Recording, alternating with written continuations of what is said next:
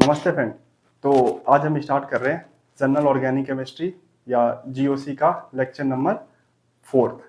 तो पिछले लेक्चर में हमने एक नया टॉपिक स्टार्ट किया था जो कि था एसिडिक स्ट्रेंथ। और एसिडिक स्ट्रेंथ में हमने पढ़ा था कि अलग अलग एसिड का एसिडिक स्ट्रेंथ कैसे कंपेयर करते हैं।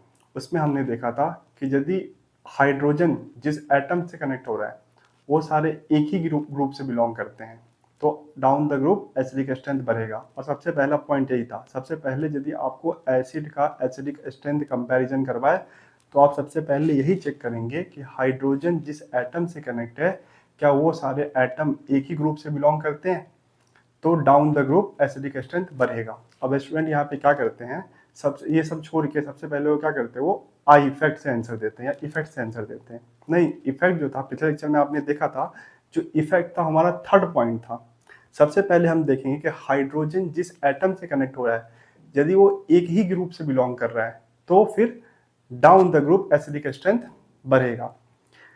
पर जब हाइड्रोजन जिस एटम से कनेक्ट हो रहा है वो एक ही ग्रुप से बिलोंग नहीं कर रहा है तो फिर हम दूसरे पॉइंट से इसका आंसर देंगे। हम चेक करेंगे कि हाइड्रोजन से कनेक्ट होने वाला एटम क्या एक ही पीरियड से बिलोंग करता है। यदि हाइड्रोजन से कनेक्ट होने वाला एटम एक ही पीरियड से बिलोंग करता है तो लेफ्ट से लेकर राइट तक एसिडिक स्ट्रेंथ बढ़ता है। अब क्यों बढ़ता है इसका एक्सप्लेनेशन मैंने आपको पिछले लेक्चर में दिया था। Down the group acidic strength क्यों बढ़ता है इसका भी एक्सप्लेनेशन मैंने आपको पिछले लेक्चर में दिया था। और फिर आपको आई इफेक्ट लगाना है। डायरेक्ट किसी भी क्वेश्चन, यदि डायरेक्ट किसी भी एसिड का एसिडिक स्ट्रेंथ आपको कंपैरिजन कराए तो इफेक्ट पे मत आ जाना, डायरेक्ट प्लस आई या माइनस आई इफेक्ट पे मत आना। पहले चेक करना कि आपके जो हाइड्रोजन इस एटम से कनेक्ट है क्या वो एक ही ग्रुप से बिलोंग करता है, तो down the group acidic strength बढ़ेगा। पर आपने चेक करके देख लिया कि हाइड्रोजन से कनेक्ट होने वाला एटम एक ही ग्रुप से बिलोंग नहीं कर रहा है, तो फिर आप क्या चेक करेंगे, फिर आप चेक करेंगे कि हाइड्रोजन से कनेक्ट होने वाला एटम एक ही पीरियड से बिलोंग तो नहीं करता है। यदि हाइड्रोजन से कनेक्ट होने वाला एटम एक ही पीरियड से बिलोंग करता है तो फिर लेफ्ट से राइट एसिडिक स्ट्रेंथ बढ़ेगा। अब हाइड्रोजन से कनेक्ट होने वाला एटम ना तो एक ही ग्रुप से बिलोंग कर रहा है और ना ही एक ही पीरियड से है, और हाइड्रोजन से कनेक्ट होने वाला एटम सेम है। आपके जितने भी एसिड है सब में हाइड्रोजन से कनेक्ट होने वाले एटम सेम है, तब आप एसिडिक स्ट्रेंथ से, तब आप एसिडिक स्ट्रेंथ का जो ऑर्डर है वो आई इफेक्ट से बताएंगे। ठीक है, चलिए ऐसे क्वेश्चन आज के लेक्चर में कराऊंगा अभी, जहाँ पे स्टूडेंट क्या करते हैं डायरेक्ट आई इफेक्ट लगाते हैं, जबकि पहला और दूसरा पॉइंट के बाद आपको आई इफेक्ट लगाना है। ठीक है, चलिए तो आज हम क्या करने वाले हैं, आज हम एसिडिक स्ट्रेंथ के क्वेश्चन करने वाले हैं। पिछले लेक्चर में मैंने आपको जाते जाते बताया था कि नेक्स्ट लेक्चर में आप एसिडिक स्ट्रेंथ का जो भी थ्योरी है वो आप पढ़ के आना। यदि आपने लेक्चर पिछला नहीं देखा है तो इस लेक्चर को देखने से पहले आप पिछला लेक्चर कंप्लीट कर लीजिए, या आप ऑलरेडी देख चुके हैं तो एक बार थ्योरी रिवाइज कर लीजिए, क्योंकि आज के लेक्चर में हम थ्योरी नहीं सिर्फ और सिर्फ एसिडिक स्ट्रेंथ के क्वेश्चन सॉल्व करने वाले हैं। ठीक है, चलिए तो लेक्चर स्टार्ट करने से पहले एक बार थ्योरी रिवाइज कर लीजिए। ठीक है, चलिए क्वेश्चन नंबर 1। क्वेश्चन नंबर 1 जो है हमारा वो है CH2 C double bond O OH, और यहाँ पे हमारा है क्लोरीन। यह है A,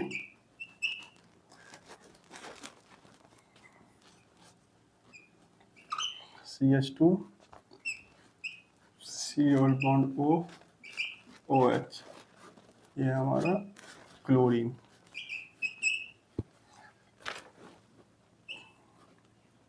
CH2 C double bond O OH, यह है ब्रोमीन, हमारा C, और CH2 C double bond O OH, और यह है हमारा आयोडीन, और यह हमारा D। चलिए वीडियो पॉज करके बताइए एसिडिक स्ट्रेंथ का ऑर्डर क्या होगा। ठीक है, चलिए वीडियो पॉज कीजिए, ट्राई कीजिए। Question number 2, CCl3 C double bond O OH, यह है A, CBr3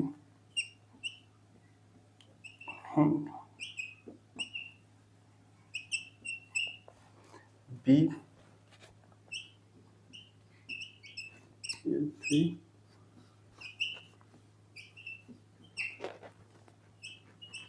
चलिए ए बी सी में अब एसिडिक स्ट्रेंथ का ऑर्डर बताइए। वीडियो पॉज कीजिए, क्वेश्चन नंबर 1 और क्वेश्चन नंबर 2 आप ट्राई कीजिए। मैं 5 तक गिन देता हूँ। 5 4 3 2 1। तो अभी तक वीडियो पॉज करके आपने ट्राई कर लिया होगा। तो जो फ्रेंड्स आपका एसिडिक स्ट्रेंथ होता है वो डायरेक्टली प्रोपोर्शनल होता है माइनस आई और इनवर्सली प्रोपोर्शनल होता है प्लस आई। और ये आपको कब देखना है, ये आपका पॉइंट नंबर 3 है। आपको चेक करना है हाइड्रोजन से कनेक्ट होने वाला एटम क्या सेम है, तब आपको इससे आंसर देना है। यदि हाइड्रोजन से कनेक्ट होने वाला एटम अलग अलग है और एक ही ग्रुप से बिलोंग करता है तो down the group acidic strength बढ़ेगा, और एक ही पेयर से बिलोंग करता है तो लेफ्ट से राइट एसिडिक स्ट्रेंथ बढ़ेगा।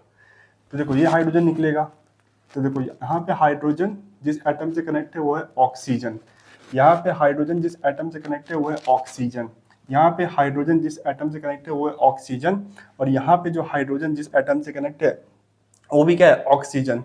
तो इन चारों एसिड में हाइड्रोजन जिस एटम से कनेक्ट है वो है ऑक्सीजन, मतलब इन चारों केस में हाइड्रोजन से कनेक्ट होने वाला एटम क्या है, सेम है। तो इस केस में हम इससे आंसर देंगे कि एसिडिक स्ट्रेंथ डायरेक्टली प्रोपोर्शनल होता है माइनस आई और इनवर्सली प्रोपोर्शनल होता है प्लस आई। ये जो ग्रुप है ये तो सब में सेम है, लेकिन चेक कीजिए ये जो ग्रुप है ये सब में सेम है, इसमें भी सेम है, इसमें भी सेम है, इसमें भी सेम है। ये ग्रुप जो है अलग अलग है, क्लोरीन है, क्लोरीन है, ब्रोमीन है, आयोडीन है। तो इसमें एसिडिक स्ट्रेंथ यही डिटरमाइन करेगा एसिडिक स्ट्रेंथ का ऑर्डर, क्योंकि ये तो सब में सेम है ना, तो ये तो डिटरमाइन नहीं करेगा। अब ये जो है ये अलग अलग है और यही एसिडिक स्ट्रेंथ का ऑर्डर बनाएगा। तो सबसे ज्यादा माइनस आई किसका होता है, fluorine, chlorine, bromine, iodine. Minus I का टेबल अभी तक आपको याद हो गया होगा, नहीं याद है तो प्लीज पलट के अभी बताइए कि फ्लोरीन, क्लोरीन, ब्रोमीन, आयोडीन में सबसे ज्यादा माइनस आई किसका होता है, किसका होता है, फ्लोरीन का। यदि फ्लोरीन का माइनस आई सबसे ज्यादा होता है और fluorine acidic strength directly proportional होता है माइनस आई का, तो इसका एसिडिक स्ट्रेंथ सबसे ज्यादा हो जाएगा। एसिडिक स्ट्रेंथ डायरेक्टली प्रोपोर्शनल होता है माइनस आई के, तो इसका माइनस आई सबसे ज्यादा, तो इसका एसिडिक स्ट्रेंथ सबसे ज्यादा। फिर इसके बाद फ्लोरीन के बाद कौन आता है, क्लोरीन आता है, तो ये रहा क्लोरीन, तो इसके बाद क्लोरीन आ जाएगा। फिर उसके बाद क्लोरीन के बाद क्या आता है, ब्रोमीन आता है, फिर ब्रोमीन आ जाएगा, और फिर लास्ट में जो है वो आयोडीन आ जाएगा, आयोडीन आ जाएगा। तो ये प्लस आई के सॉरी माइनस आई के ऑर्डर में सबसे ऊपर आता है, तो इसका एसिडिक स्ट्रेंथ सबसे ज्यादा, और ये माइनस आई के ऑर्डर में सबसे कम आता है, सबसे नीचे आता है, इसलिए इसका एसिडिक स्ट्रेंथ सबसे कम। ठीक है, चलिए ये हो जाएगा ऑर्डर। अब यहाँ पे कुछ स्टूडेंट का डाउट होगा कि सर आपने कहा था कि acidic strength down the group बढ़ता है, तो ये रहा iodine, down the group acidic strength बढ़ता है, तो फ्लोरीन, क्लोरीन, ब्रोमीन, आयोडीन। तो आयोडीन ग्रुप में सबसे नीचे आता है, सबसे ज्यादा एसिडिक स्ट्रेंथ इसका होना चाहिए था, और फ्लोरीन जो है इस ग्रुप में सबसे ऊपर आता है, तो इसका एसिडिक स्ट्रेंथ सबसे कम होना चाहिए था। पर ये कब होगा फ्रेंड, जब आपका हाइड्रोजन इन एटम से कनेक्ट होगा, जब आपका हाइड्रोजन फ्लोरीन से कनेक्ट होगा, जब हाइड्रोजन आपका क्लोरीन से कनेक्ट होगा, जब आपका हाइड्रोजन ब्रोमीन से कनेक्ट होगा, और जब आपका हाइड्रोजन आयोडीन से कनेक्ट होगा, तब आप ऐसा आंसर देंगे। पर क्या यहाँ पे हाइड्रोजन आपका फ्लोरीन, क्लोरीन, ब्रोमीन, आयोडीन से कनेक्ट है, नहीं कनेक्ट है। देखो ये हाइड्रोजन निकलेगा, ये हाइड्रोजन नहीं निकलेगा, ये हाइड्रोजन H+ बन के नहीं निकलेगा, ये हाइड्रोजन H+ बन के निकलेगा, ये हाइड्रोजन H+। यहाँ पे जो हाइड्रोजन निकल रहा है H+ बन के, क्या वो फ्लोरीन, क्लोरीन, ब्रोमीन, आयोडीन से कनेक्ट है, नहीं। इसलिए हम यहाँ पे इनसे आंसर देंगे, आई फैट का इस्तेमाल करके आंसर देंगे। ठीक है, ये डाउन द ग्रुप वाला समझ में आया, कब होगा, जब हाइड्रोजन आपका इन एटम से कनेक्ट होगा, तब डाउन द ग्रुप इंक्रीज होगा एसिडिक स्ट्रेंथ। जैसे HCl, HBr, HF, HCl, HBr और HI, यहाँ पे हाइड्रोजन इन एटम से कनेक्ट है, तो इस केस में आप बोलोगे HI का एसिडिक स्ट्रेंथ सबसे ज्यादा है। ठीक है, चलिए कंफ्यूज मत होना, समझ में आया फ्रेंड, बताइए। चलिए यहाँ पे बताइए, सेम इसके ऐसा ही क्वेश्चन है, बताइए। तो अभी तक वीडियो पॉज करके आपने ट्राई कर लिया होगा। तो ये हाइड्रोजन जो निकलेगा, ये भी हाइड्रोजन निकलेगा और ये भी हाइड्रोजन निकलेगा, तो इन तीनों एसिड में जो हाइड्रोजन H+ बन के निकलेगा वो किससे कनेक्ट है, ऑक्सीजन से कनेक्ट है। लेकिन इन तीनों में जो आपका हाइड्रोजन H+ बन के निकलेगा वो किससे कनेक्ट है, ऑक्सीजन से कनेक्ट है। मतलब इसी से आंसर देना है, माइनस आई और प्लस आई से, क्योंकि हाइड्रोजन से कनेक्ट होने वाला एटम जो है वो सेम है। अब ये जो ग्रुप है ये सब में सेम है, लेकिन ये जो ग्रुप है ये सब में सेम है, और ये जो ग्रुप है ये हर किसी में अलग अलग है। यहाँ पे क्लोरीन है, यहाँ पे ब्रोमीन है और यहाँ पे CH3 है। पहली बात तो CH3 जो होता है फ्रेंड, ये तो प्लस आई इफेक्ट लगाता है कि नहीं। CH3 आपका क्या करता है, प्लस आई इफेक्ट लगाता है। और एसिडिक स्ट्रेंथ जो होता है इनवर्सली प्रोपोर्शनल होता है प्लस आई के, इनवर्सली प्रोपोर्शनल है प्लस आई का। मतलब C का तो सबसे कम एसिडिक स्ट्रेंथ होगा, C का तो सबसे कम होगा। अब यहाँ पे क्लोरीन है और यहाँ पे ब्रोमीन है, कार्बन से क्लोरीन जुड़ा हुआ है और कार्बन से ब्रोमीन जुड़ा हुआ है। तो अब बताइए क्लोरीन और ब्रोमीन में किसका माइनस आई ज्यादा है।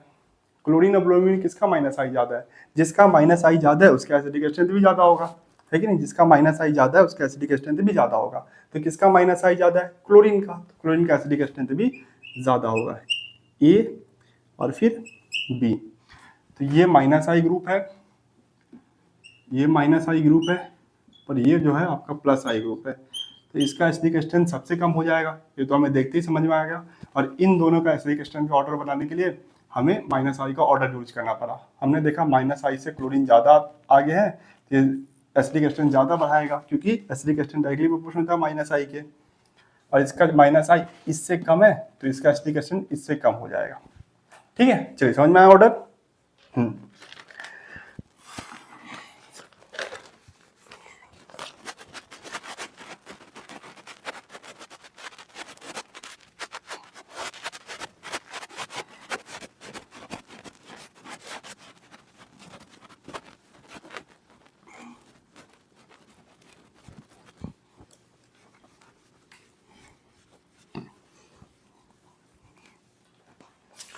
Number 2, question number 3।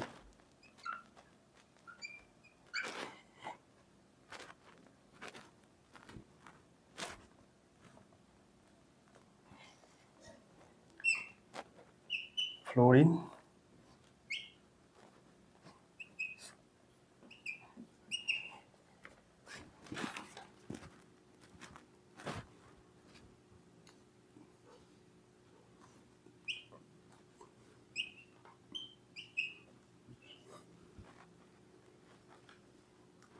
ये है आपका फ्लोरीन, दोनों जगह पे फ्लोरीन है। चलिए बताइए एसिडिक स्ट्रेंथ का ऑर्डर बताइए।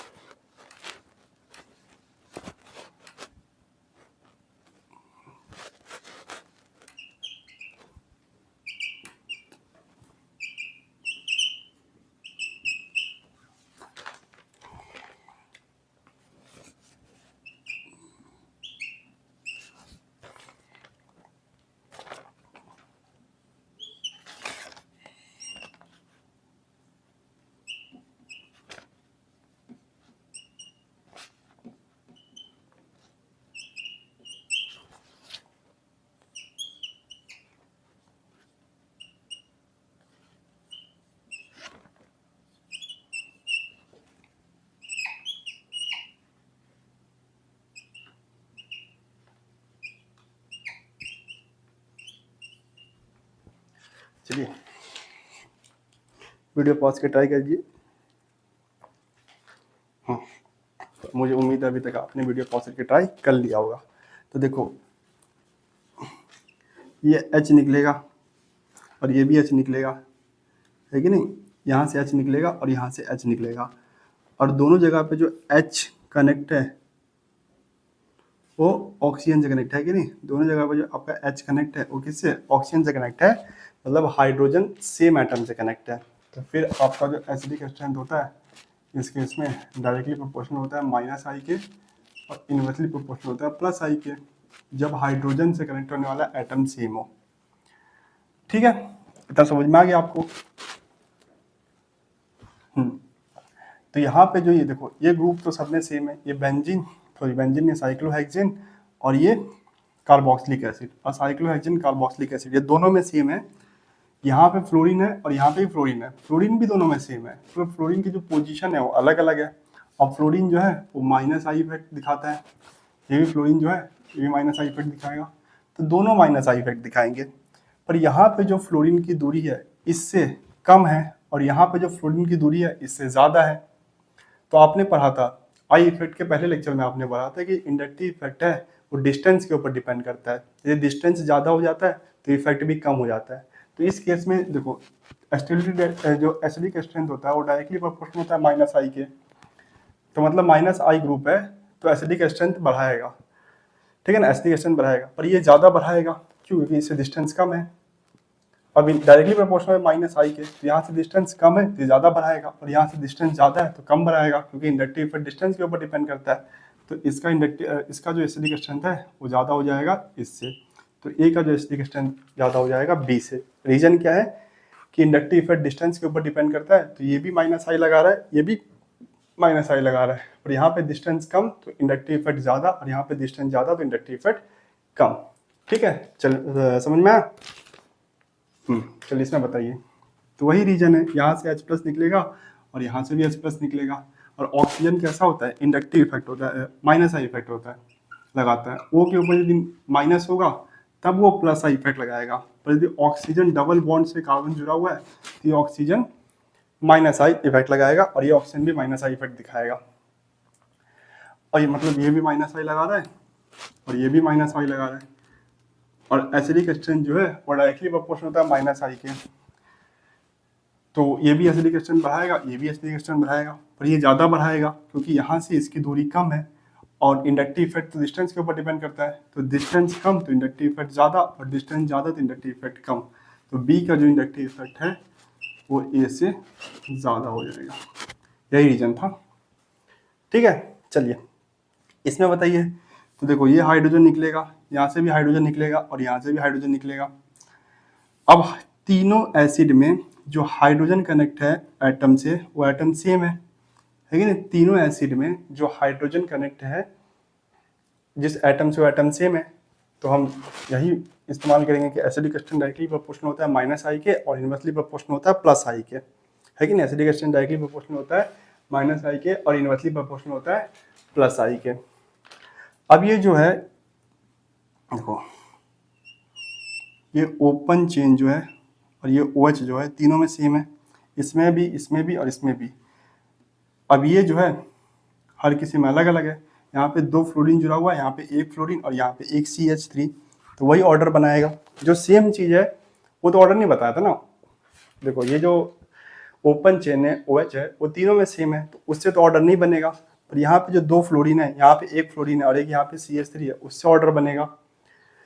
अब जो एसिडिक स्ट्रेंथ है वो डायरेक्टली प्रोपोर्शनल होता है माइनस आई के, तो ये माइनस आई दिखाएगा, ये माइनस आई दिखाएगा, ये माइनस आई दिखाएगा, पर इनवर्सली प्रोपोर्शनल होता है प्लस आई के, तो ये प्लस आई दिखा रहा है, तो C तो सबसे कम हो जाएगा फ्रेंड, C तो सबसे कम हो जाएगा क्योंकि यहाँ पे CH3 या प्लस आई दिखा रहा है, तो इसका एसिडिक स्ट्रेंथ जो प्लस आई होता है वो एसिडिक स्ट्रेंथ को कम करता है।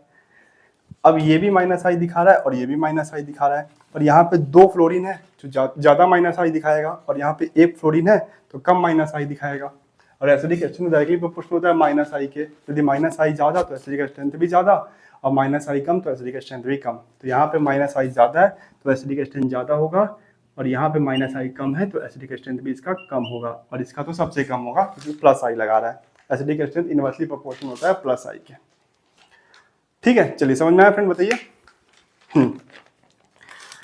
तो मुझे पूरी उम्मीद है कि इस बार आपने वीडियो पॉज करके सही ऑर्डर लिखा होगा।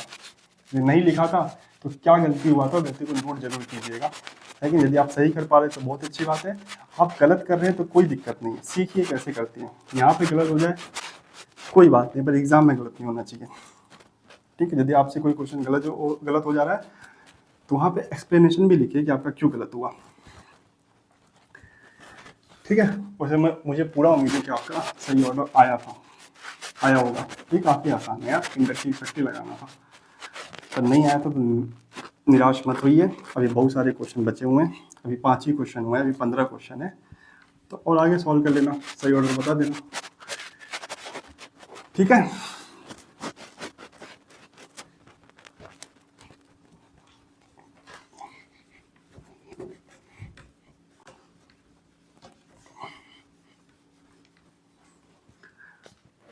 फाइव,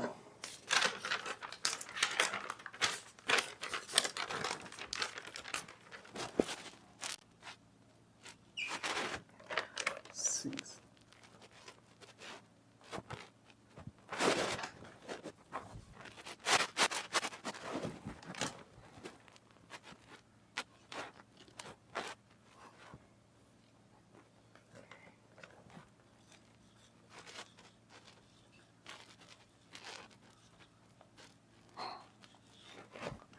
ठीक है। कार्बोक्सिलिक एसिड है, दिख रहा होगा आपको। जरा देख लो कैमरा दिख रहा है कि नहीं? नहीं दिख रहा है, चेन से बाहर चलेगा।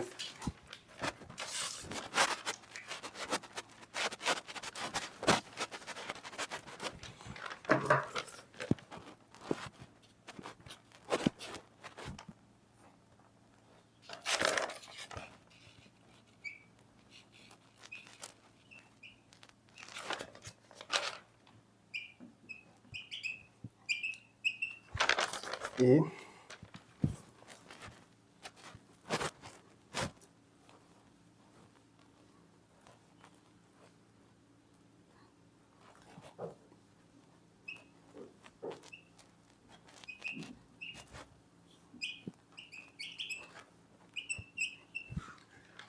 बी। चलिए एसिडिक एसिड का ऑर्डर बताइए।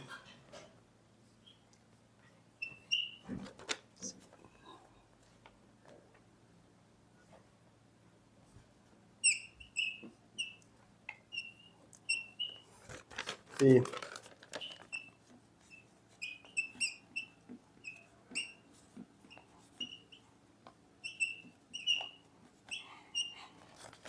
बी,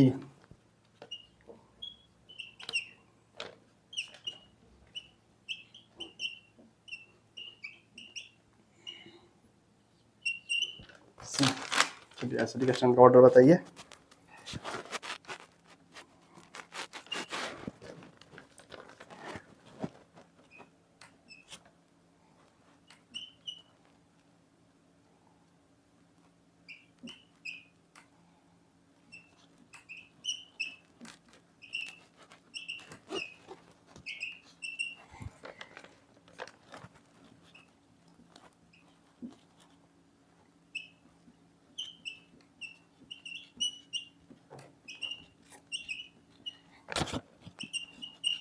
बी,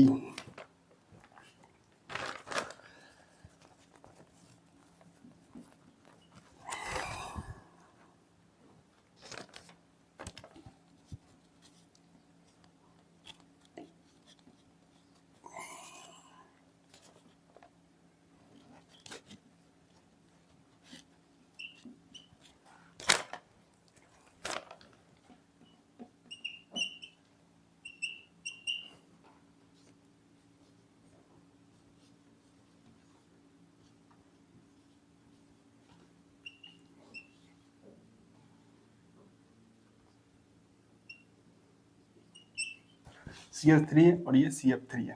ठीक है, CF3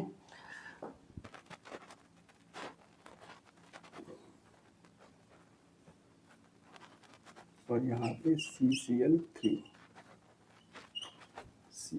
जरा देख लो कैमरे में दिख रहा है? हाँ दिख तो रहा है, छोटा पर दिख तो रहा है। चलिए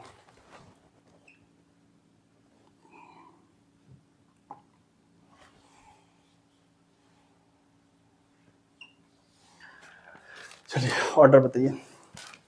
तो यहाँ से H+ निकलेगा और यहाँ से H+ निकलेगा और ये साइक्लोहेक्सेन और कार्बोक्सिलिक एसिड दोनों में सेम है। अब ये दोनों जो है वो अलग अलग है और यही ऑर्डर बनाएंगे। तो यहाँ पे जो हाइड्रोजन से कनेक्ट होने वाला एटम है दोनों में, वो कैसा है? सेम है। हाइड्रोजन से कनेक्ट होने वाला एटम सेम है, तो एसिडिक एसिड जो है डायरेक्टली प्रोपोर्शनल होगा -I के और यूनिवर्सली प्रोपोर्शनल होगा +I के। डायरेक्टली प्रोपोर्शनल टू -I और यूनिवर्सली प्रोपोर्शनल टू +I। अब ये भी +I शो करता है और ये भी आपका +I शो करता है। हमने देखा था ना, प्लस आई, CH3 प्लस आई दिखाता है और CD3 भी प्लस आई दिखाता है। मतलब जिसका प्लस आई ज़्यादा उसका एसिडिक स्ट्रेंथ कम। क्यों? क्योंकि एसिडिक स्ट्रेंथ इनवर्सली प्रोपोर्शनल है प्लस आई के। जिसका प्लस आई ज़्यादा उसका एसिडिक स्ट्रेंथ कम। तो इसका प्लस आई ज़्यादा तो इसका एसिडिक स्ट्रेंथ कम, और इसका प्लस आई कम तो इसका एसिडिक स्ट्रेंथ ज़्यादा। इसका एसिडिक स्ट्रेंथ ज़्यादा। ठीक है, समझ में आया? इसका प्लस आई ज़्यादा है ना, और प्लस आई इनवर्सली प्रोपोर्शनल होता है एसिडिक स्ट्रेंथ के। यदि इसका प्लस आई ज़्यादा तो इसका एसिडिक स्ट्रेंथ कम, इसका प्लस आई कम तो इसका एसिडिक स्ट्रेंथ ज़्यादा। ठीक है, चलिए यहाँ पे बताइए। तो यहाँ पे जो हाइड्रोजन निकलेगा वो ऑक्सीजन से कनेक्ट है, यहाँ पे भी जो हाइड्रोजन निकलेगा वो ऑक्सीजन से कनेक्ट है, और यहाँ पे भी जो हाइड्रोजन निकलेगा वो ऑक्सीजन से कनेक्ट है। तो तीनों में जो हाइड्रोजन है आपका किससे कनेक्ट है? ऑक्सीजन से कनेक्ट है, सेम एटम से कनेक्ट है। तो इस केस में जो एसिडिक स्ट्रेंथ होगा वो डायरेक्टली प्रोपोर्शनल होगा माइनस आई के, और इनवर्सली प्रोपोर्शनल होगा प्लस आई के। ठीक है, चलिए। और यहाँ पे ये कार्बन जो है इससे 3 CH3 जुड़ा हुआ है कि नहीं। इसका मतलब क्या होता है? CH3 बॉन्ड लाइन रिप्रेजेंटेशन है CH3 का। तो यहाँ पे भी CH3 और यहाँ पे भी CH3, और CH3 कैसा है? प्लस आई ग्रुप है। तो यहाँ पे 3 प्लस आई दिखाने वाले ग्रुप है, यहाँ पे 3 प्लस आई दिखाने वाले ग्रुप है। और यहाँ पे OH जिस कार्बन से कनेक्ट है वो कार्बन 2 CH3 से कनेक्ट है, तो ये भी प्लस आई दिखाएगा और ये भी प्लस आई दिखाएगा। तो यहाँ पे 3 प्लस आई दिखाने वाले ग्रुप है, यहाँ पे 2 प्लस आई दिखाने वाले ग्रुप है, और यहाँ पे जो कार्बन है OH जिस कार्बन से जुड़ा हुआ है वो कार्बन एक ही कार्बन से जुड़ा हुआ है, ये कार्बन एक ही कार्बन से जुड़ा हुआ है, तो यहाँ पे एक ही प्लस आई दिखाने वाला ग्रुप है। ठीक है ना। देखो OH जिस कार्बन से जुड़ा हुआ है वो कार्बन 2 कार्बन से जुड़ा हुआ है, तो यहाँ पे 2 प्लस आई।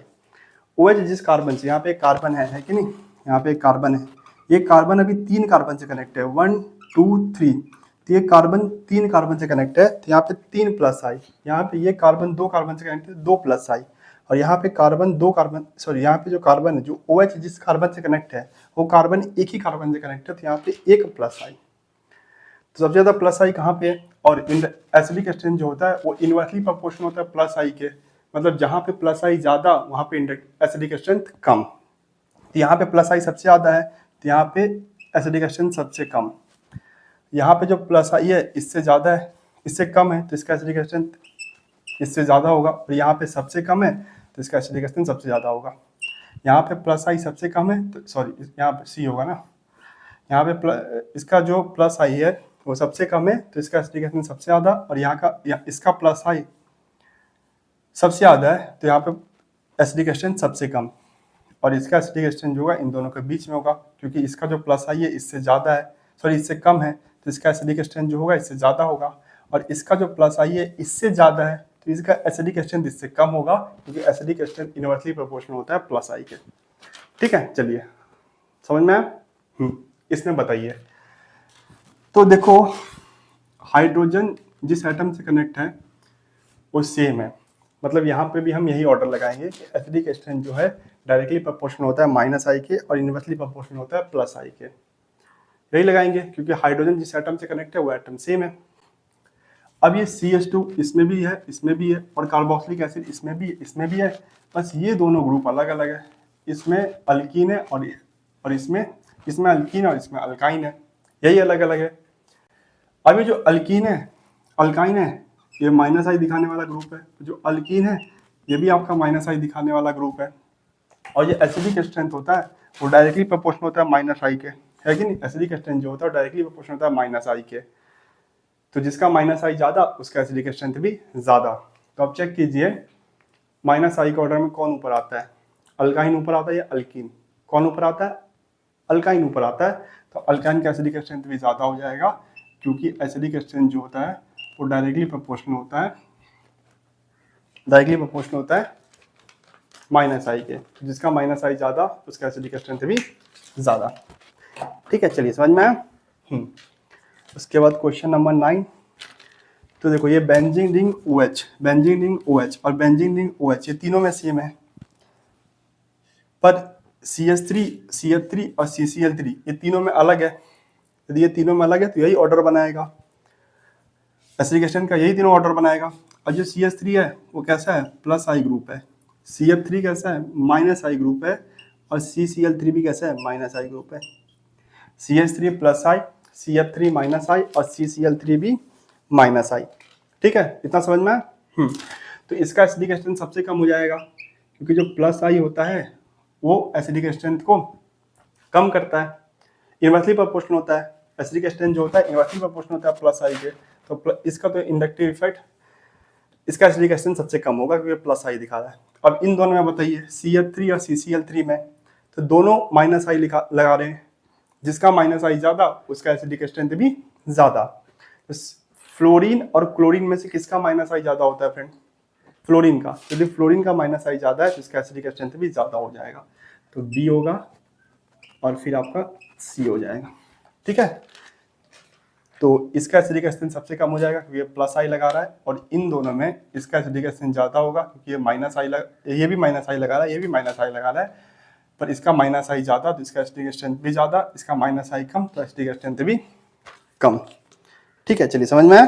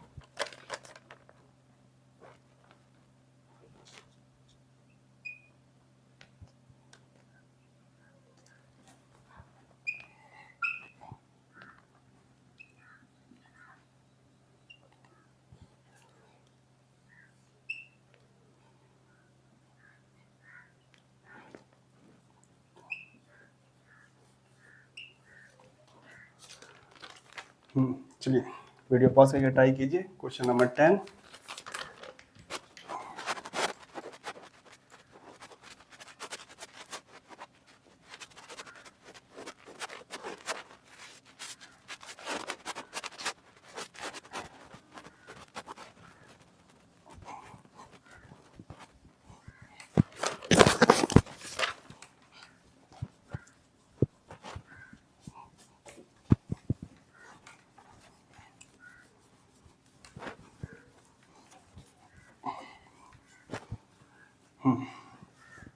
टेन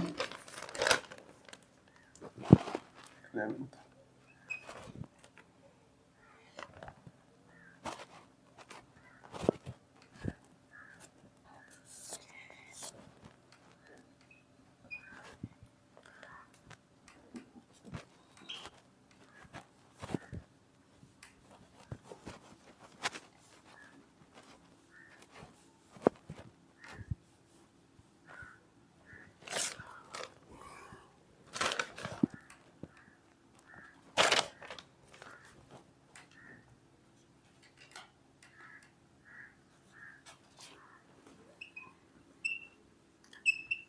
ये CN है, ठीक है, ये फ्लोरीन है और ये CN है।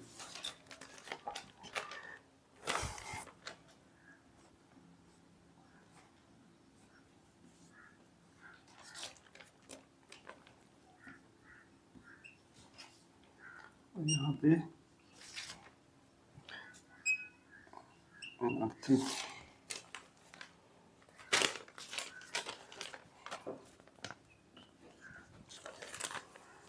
चलिए बताइए, तो अभी तक वीडियो पॉज करके आपने ट्राई कर लिया होगा। तो ये हाइड्रोजन निकलेगा, ये हाइड्रोजन निकलेगा और ये हाइड्रोजन निकलेगा। तो हाइड्रोजन जिस एटम से कनेक्ट है तीनों में, क्या वो एटम सेम है? नहीं। देखो यहाँ पे सल्फर है, यहाँ पे ऑक्सीजन है, यहाँ पे ऑक्सीजन है, इन दोनों में तो सेम है पर यहाँ पे अलग है। तो जब हाइड्रोजन जिस एटम से कनेक्ट है वो सेम नहीं है तो हम क्या करते हैं, पहले देखते हैं कि क्या ये एटम एक ही ग्रुप से बिलोंग करते हैं। तो क्या ऑक्सीजन और सल्फर एक ही ग्रुप से बिलोंग करते हैं फ्रेंड? हाँ।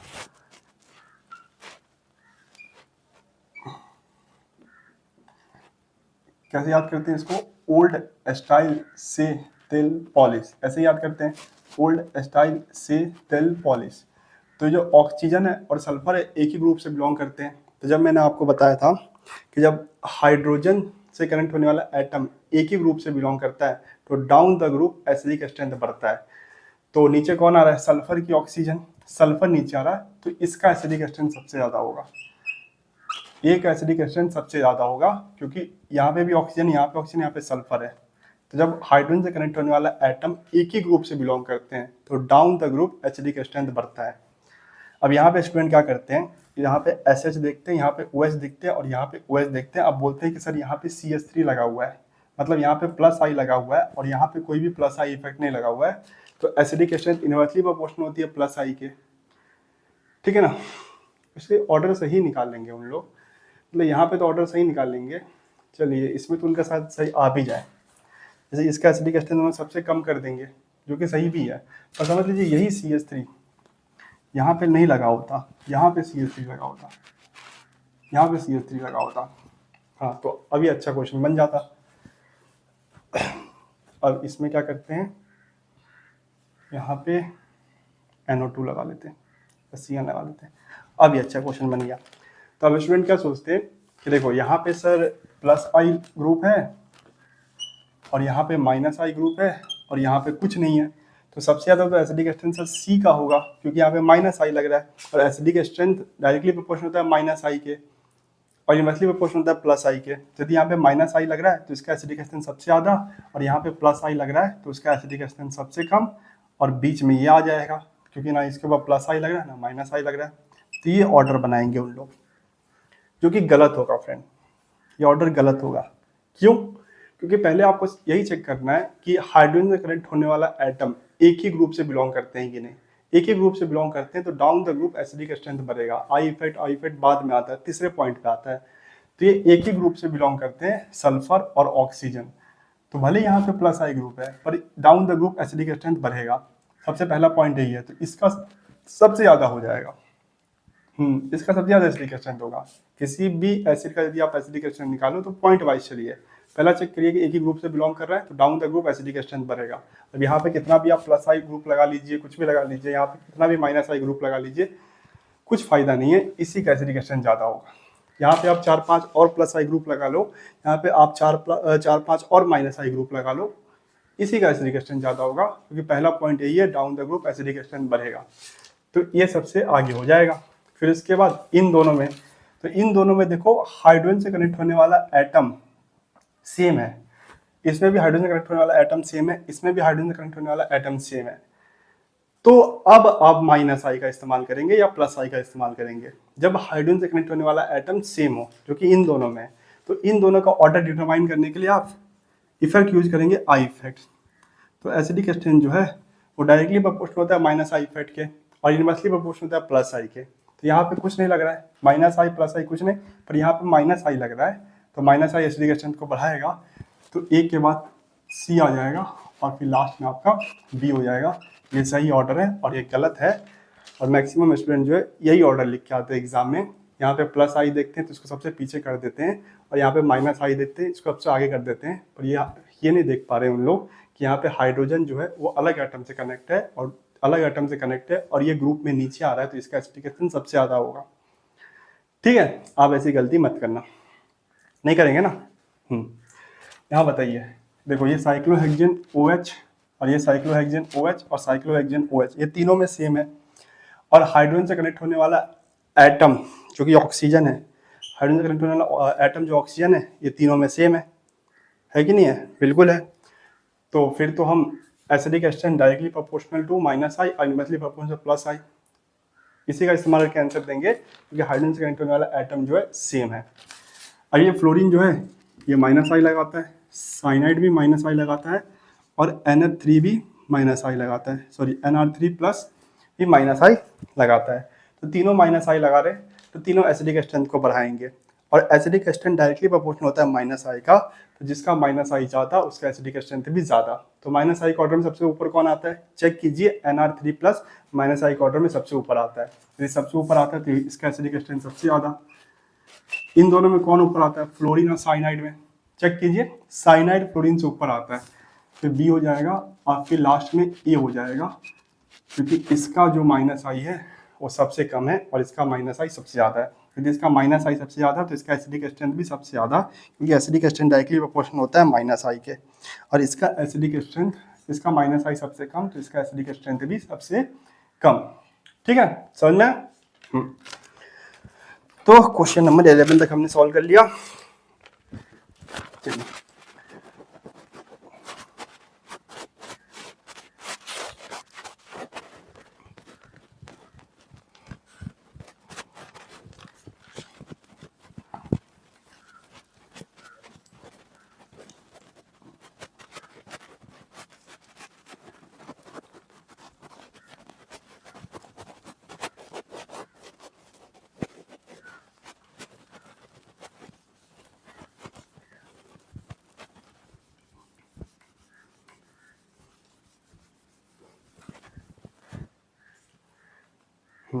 तो क्वेश्चन नंबर 12।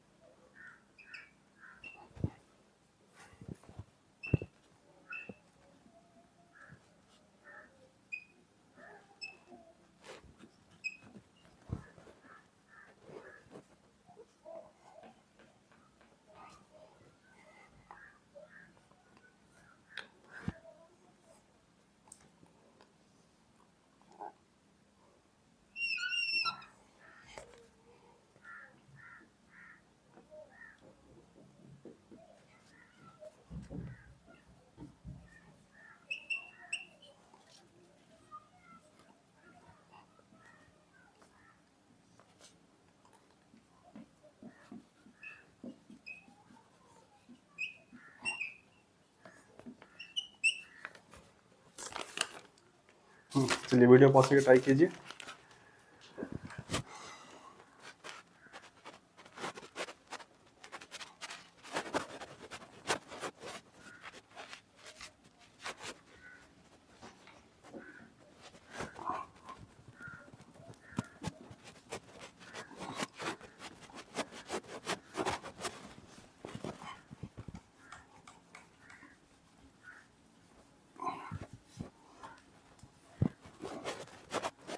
हम्म, 13।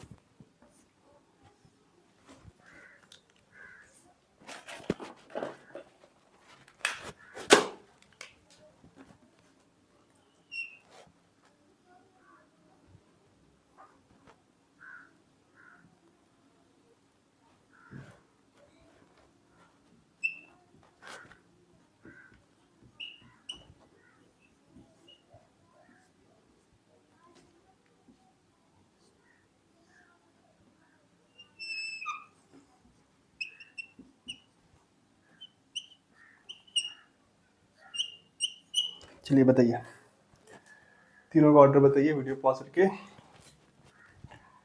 तभी तक वीडियो पॉज करके आपने ट्राई कर लिया होगा। तो देखो ये H जो है निकलेगा और ये भी H निकलेगा। और SO3 का स्ट्रक्चर कैसा होता है, ऐसा होता है, ऐसा होगा आपका SO3 का स्ट्रक्चर। और यहाँ पे जो सल्फर है वो इस कार्बन से जुड़ा होगा। तो यहाँ पे दोनों जगह पे जो ऑक्सीजन हाइड्रोजन है जो इस ऑक्सीजन से कनेक्ट है वो निकलेगा। यहाँ पे भी हाइड्रोजन निकलेगा और यहाँ पे भी हाइड्रोजन निकलेगा। तो दोनों जगह पे हाइड्रोजन निकलेगा। और दोनों जगह पे जो हाइड्रोजन जिस एटम से कनेक्ट है वो सेम है, ऑक्सीजन। तो आप कैसे आंसर देंगे, acidic strength directly proportional to -I और इनवर्सली प्रोपोर्शनल टू +I। इसी से आप आंसर देंगे। अब यहाँ पे देखो जो ऑक्सीजन है ये -I है, -I लगा रहा है। जब ऑक्सीजन सिंगल बॉन्ड से कनेक्ट होता और निगेटिव चार्ज होता ऑक्सीजन के ऊपर तो +I लगाता। पर ऑक्सीजन जब दो बॉन्ड के साथ कार्बन के साथ जुड़ा हुआ है तो -I लगाएगा। और यहाँ पे कुछ नहीं है, यहाँ पे -I है और यहाँ पे कुछ नहीं है। और एसिडिक स्ट्रेंथ जो होता है वो डायरेक्टली प्रोपोर्शनल होता है -I के। यदि यहाँ पे -I है तो इसका एसिडिक स्ट्रेंथ ज़्यादा होगा। और यहाँ पे कुछ नहीं है तो बाद में ही होगा, ठीक है ना, इसके बाद में ही होगा नहीं। कोई एक और ग्रुप आ जाता जहाँ पे यहाँ पे +I लगता तो फिर इससे ऊपर आ जाता B, वो लास्ट में होता। ठीक है, इसका जो एसिडिक स्ट्रेंथ है वो -I से तो कम होगा पर +I से ज्यादा होगा, लेकिन +I तो एसिडिक स्ट्रेंथ को कम करता है। चलिए इसमें बताइए, तो यहाँ से H निकलेगा और यहाँ से H निकलेगा। और जो H जिस एटम से कनेक्ट है दोनों में वो एटम भी सेम है कि नहीं। आपका H जिस एटम से कनेक्ट है वो एटम भी सेम है। तो आप कैसे आंसर देंगे, एसिडिक स्ट्रेंथ जो है वो डायरेक्टली प्रोपोर्शनल होता है -I के और इनवर्सली प्रोपोर्शनल होता है +I के। अब साइक्लोहेक्सेन और कार्बोक्सिलिक एसिड, साइक्लोहेक्सेन और कार्बोक्सिलिक एसिड दोनों में सेम है। पर यहाँ पे OH है और OH लगाता है आपका -I। चेक कर लीजिए, -I के टेबल में आपको OH मिल जाएगा। और CH3 क्या लगाता है, +I। और एसिडिक स्ट्रेंथ जो है वो डायरेक्टली प्रोपोर्शनल होता है -I के। यदि ये -I लगा रहा है तो इसका एसिडिक स्ट्रेंथ ज़्यादा होगा और ये +I लगा रहा है तो इसका एसिडिक स्ट्रेंथ क्या कैसा होगा, कम होगा। तो इसका एसिडिक स्ट्रेंथ ज़्यादा और इसका एसिडिक स्ट्रेंथ कम। समझ में आया फ्रेंड। चलिए यहाँ पे बताइए, तो यहाँ पे H इससे निकलेगा और H यहाँ से निकलेगा। ठीक है, यहाँ से H यहाँ से निकलेगा और यहाँ से H यहाँ पे निकलेगा। और H जिस एटम से कनेक्ट है वो एटम दोनों में सेम है। तो फिर हम वही acidic strength directly proportional to -I, inversely proportional to +I। अब ये NO2 लगाता है आपका -I, साइनाइड भी लगाता है आपका -I, ठीक है ना। NO2 भी लगाता है आपका -I और साइनाइड भी लगाता है -I। तो जिसका -I ज़्यादा उसका एसिडिक स्ट्रेंथ भी ज़्यादा, जिसका -I ज़्यादा उसका एसिडिक स्ट्रेंथ भी ज़्यादा। तो -I का टेबल चेक कीजिए, किसका -I ज़्यादा है, NO2 का -I ज़्यादा है। तो जिसका -I ज़्यादा तो इसका एसिडिक स्ट्रेंथ भी ज़्यादा। तो ए का एसिडिक स्ट्रेंथ ज़्यादा हो जाएगा एज कम्पेयर टू B। ठीक है, चलिए समझ में आया। तो क्वेश्चन नंबर 14,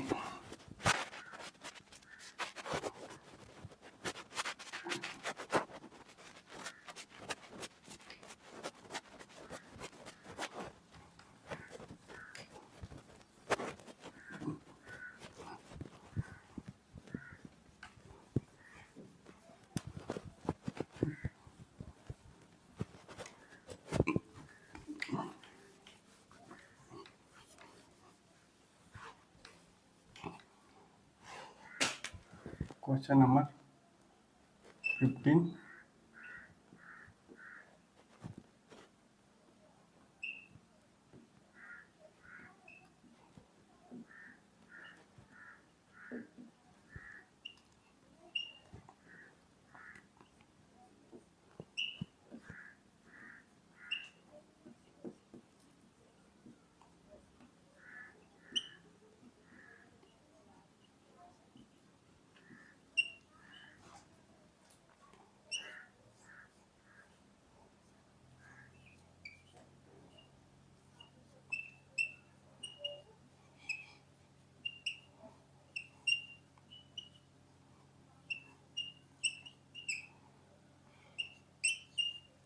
चलिए बताइए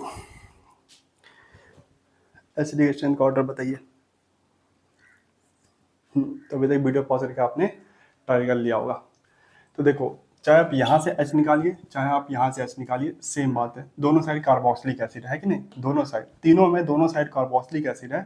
तो किसी भी एक कार्बोक्सिलिक एसिड में से H+ निकाल लीजिए। तो यहाँ से मैं H+ निकालता हूँ, इसमें भी यहाँ से H+ निकालता हूँ, और यहाँ से इसमें यहाँ से H+ निकालता हूँ। ठीक है, यहाँ से H+ निकालता हूँ। अब जो ये ग्रुप है, ये क्या लगाता है, -I लगाता है, ये भी ग्रुप -I लगाता है, और ये भी ग्रुप -I लगाता है। कार्बोक्सिलिक एसिड -I लगाता है, चेक कर लीजिए अपने -I के ऑर्डर में, चेक कर लीजिए, ये भी -I लगाता है, ये भी -I लगाता है, ये भी -I लगाता है, और यहाँ से H+ निकल रहा है। और हाइड्रोजन जिस एटम से कनेक्ट है वो तीनों में सेम है, ऑक्सीजन है। तो जो आपका एसिडिक स्ट्रेंथ होता है वो डायरेक्टली प्रोपोर्शनल होता है -I के, और इनवर्सली प्रोपोर्शनल होता है +I के। तो यहाँ पे भी -I, यहाँ पे भी -I, और यहाँ पे भी -I, तीनों में आपका -I है। अब एसिडिक स्ट्रेंथ कैसा होता है, डायरेक्टली प्रोपोर्शनल होता है -I के। ठीक है, अब तीनों में सेम ग्रुप है और तीनों -I लगा रहा है, तो हम -I के ऑर्डर से तो आंसर नहीं दे पाएंगे, क्योंकि तीनों जो ग्रुप है -I वाले सेम है। पर हमने ये भी पढ़ा था कि -I जो है वो डिस्टेंस के ऊपर डिपेंड करता है। डिस्टेंस कम तो इफेक्ट ज्यादा, और डिस्टेंस ज्यादा तो इफेक्ट कम। यहाँ पे इससे इस ग्रुप से इस ग्रुप का डिस्टेंस कम है, और यहाँ पे इस ग्रुप से इस ग्रुप का डिस्टेंस ज्यादा है कि नहीं। इस कार्बोक्सिलिक एसिड से इस कार्बोक्सिलिक एसिड का डिस्टेंस ज्यादा है, और इस कार्बोक्सिलिक एसिड से इस कार्बोक्सिलिक एसिड का डिस्टेंस कम है। डिस्टेंस कम तो इफेक्ट भी ज्यादा, तो यहाँ पे -I ज्यादा लगेगा और यहाँ पे -I कम लगेगा। और एसिडिक स्ट्रेंथ डायरेक्टली प्रोपोर्शनल होता है -I के, तो जहाँ पे -I ज्यादा वहाँ पे एसिडिक स्ट्रेंथ भी ज्यादा। तो एक का एसिडिक स्ट्रेंथ सबसे ज्यादा, फिर B हो जाएगा, और फिर C सबसे लास्ट में क्यों होगा, क्योंकि C में दो कार्बोक्सिलिक एसिड के बीच में डिस्टेंस सबसे ज्यादा है, और A सबसे आगे क्यों होगा, क्योंकि A में दो कार्बोक्सिलिक एसिड के बीच का डिस्टेंस जो है वो सबसे कम है। ठीक है, तो इस तरीके से आपको एसिडिक स्ट्रेंथ के क्वेश्चन सॉल्व करना है। ठीक है ना। एसिडिक स्ट्रेंथ का यदि ऑर्डर आपको पूछे तो सबसे पहले आप यही चेक करना कि हाइड्रोजन से कनेक्ट होने वाला एटम, जो आपका हाइड्रोजन से कनेक्ट होने वाला एटम जो है, क्या वो सेम है कि नहीं। यदि सेम है तो फिर कोई बात नहीं है, डायरेक्ट आप इफेक्ट यूज करो +I और -I। पर यदि आपका हाइड्रोजन से कनेक्ट होने वाला एटम सेम नहीं है, अलग अलग है, तो फिर आप क्या करोगे, सबसे पहले आप चेक करोगे कि जो हाइड्रोजन से कनेक्ट होने वाला एटम क्या सेम ही ग्रुप से बिलोंग करते हैं। यदि सेम ग्रुप से बिलोंग करते हैं तो डाउन द ग्रुप जो फ्रेंड क्या होता है, एसिडिक स्ट्रेंथ जो होगा वो बढ़ेगा। डाउन द ग्रुप जो होगा आपका एसिडिक स्ट्रेंथ बढ़ेगा। अब हाइड्रोजन से कनेक्ट होने वाला एटम सेम नहीं है और एक ही ग्रुप से भी बिलोंग नहीं कर रहे हैं, वो सेम भी नहीं है और एक ग्रुप से भी बिलोंग नहीं कर रहे हैं, तो फिर आप क्या चेक करोगे कि हाइड्रोजन से कनेक्ट होने वाला एटम क्या एक ही पीरियड से बिलोंग करते हैं। यदि एक ही पीरियड से बिलोंग करते हैं तो फिर एसिडिक स्ट्रेंथ जो होता है वो लेफ्ट से राइट बढ़ता है। एसिडिक स्ट्रेंथ जो होता है आपका लेफ्ट से लेकर राइट तक बढ़ता है। जो राइट में जो ग्रुप होगा उसका एसिडिक स्ट्रेंथ सबसे ज़्यादा होगा, ठीक है ना। राइट में जो एटम होगा उसका एसिडिक स्ट्रेंथ सबसे ज़्यादा होगा, और लेफ्ट में जो एटम होगा उसका एसिडिक स्ट्रेंथ सबसे कम होगा। और एसिडिक स्ट्रेंथ यदि आपको इफेक्ट से निकालना है तो एसिडिक स्ट्रेंथ डायरेक्टली प्रोपोर्शनल होता है -I के, इनवर्सली प्रोपोर्शनल होता है +I के। अब हो सकता है कि जो आपका एसिड हो उसमें जितने भी एसिड है उसमें सिर्फ और सिर्फ -I प्रेजेंट हो, तो उस केस में आपको -I का ऑर्डर यूज करके पता करना है कि किसका -I ज़्यादा। जिसका -I ज़्यादा उसका एसिडिक स्ट्रेंथ भी ज़्यादा। फिर हो सकता है कि आपके जितने भी एसिड है उसमें सिर्फ और सिर्फ +I ग्रुप हो। यदि +I ग्रुप हो तो फिर आपको +I का ऑर्डर इस्तेमाल करना है। जिस एसिड का +I ज़्यादा उसका एसिडिक स्ट्रेंथ कम, क्योंकि एसिडिक स्ट्रेंथ इनवर्सली प्रोपोर्शनल होता है +I के। ठीक है, तो इस तरीके से आपको एसिडिक स्ट्रेंथ का ऑर्डर बताना है इंडक्टिव इफेक्ट का इस्तेमाल करके। वैसे फिर से हम एसिडिक स्ट्रेंथ का ऑर्डर निकालेंगे जब मेसोमेरिक इफेक्ट पढ़ेंगे। अभी तक हमने सिर्फ इंडक्टिव इफेक्ट पढ़ा था, तो सिर्फ हमने इंडक्टिव इफेक्ट तो सॉल्व किया था। और मैं आपको सजेस्ट करूंगा कि अभी आप एसिडिक स्ट्रेंथ के क्वेश्चन सॉल्व ना करें। हो सकता है कि आप जिस बुक से एसिडिक स्ट्रेंथ के क्वेश्चन सॉल्व कर रहे हो उसमें मेसोमेरिक इफेक्ट का भी इस्तेमाल किया हो। जब आप एक बार मेसोमेरिक इफेक्ट का इस्तेमाल करके एसिडिक स्ट्रेंथ को निकालना सीख जाएंगे तब आप एसिडिक स्ट्रेंथ के क्वेश्चन सॉल्व करना। ठीक है, चलिए अब हम अपना स्टार्ट करने जा रहे हैं नेक्स्ट टॉपिक, जो कि है रेजोनेंस।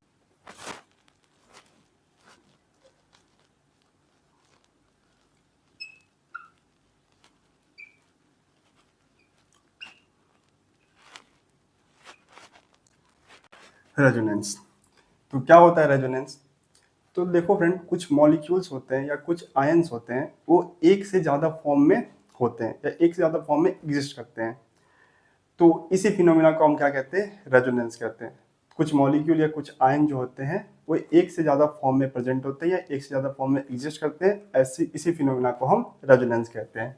जैसे देखिए, H C double bond O O H, ये क्या है? फॉर्मिक एसिड है। अब यहाँ से हम H हटा देंगे और यहाँ पे O माइनस बन जाएगा, तो क्या बन जाएगा? Format ion.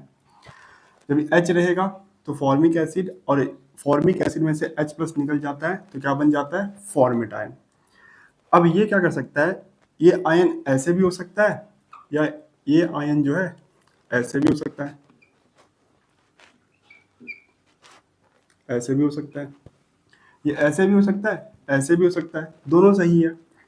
तो ये जो आयन है वो एक से ज्यादा फॉर्म में प्रेजेंट है, एग्जिस्ट कर रहा है, इसी को हम क्या बोलेंगे? रेजोनेंस बोलेंगे। इस फिनोमेना को हम क्या बोलते हैं? रेजोनेंस बोलते हैं। एक और एग्जांपल,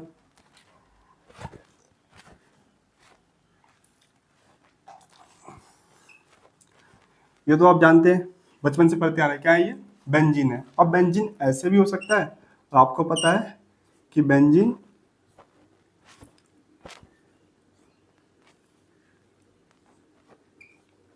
ऐसे भी हो सकता है कि नहीं? दोनों सही स्ट्रक्चर है बेंजीन का, इतना तो आप जानते हैं। ये भी स्ट्रक्चर बेंजीन का सही है और ये भी स्ट्रक्चर बेंजीन का सही है। डबल बॉन्ड यहाँ पे यहाँ पे यहाँ पे रहे, चाहे यहाँ पे यहाँ पे यहाँ पे रहे, दोनों स्ट्रक्चर सही है। तो यहाँ पे बेंजीन जो है एक से ज्यादा फॉर्म में एग्जिस्ट कर रहा है, तो इसको हम क्या बोलते हैं? रेजोनेंस बोलते हैं। क्या बोलते हैं? रेजोनेंस बोलते हैं। तो क्या होता है रेजोनेंस? तो resonance resonance is a concept, ये concept of existence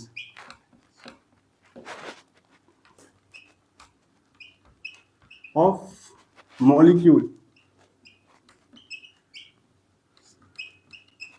and ions in more than one form, more than one form। जब कोई भी मॉलिक्यूल या कोई भी आयन एक से ज्यादा फॉर्म में एग्जिस्ट करती है, तो इस फिनोमिना को हम क्या बोलते हैं? रेजोनेंस बोलते हैं। एक से ज्यादा, दो भी हो सकता है, दो से ज्यादा भी हो सकता है, ऐसा मत सोचिए कि सिर्फ दो ही होगा। जैसे देखिए,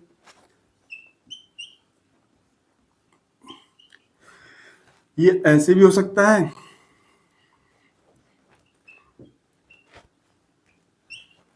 ये ऐसे भी हो सकता है, और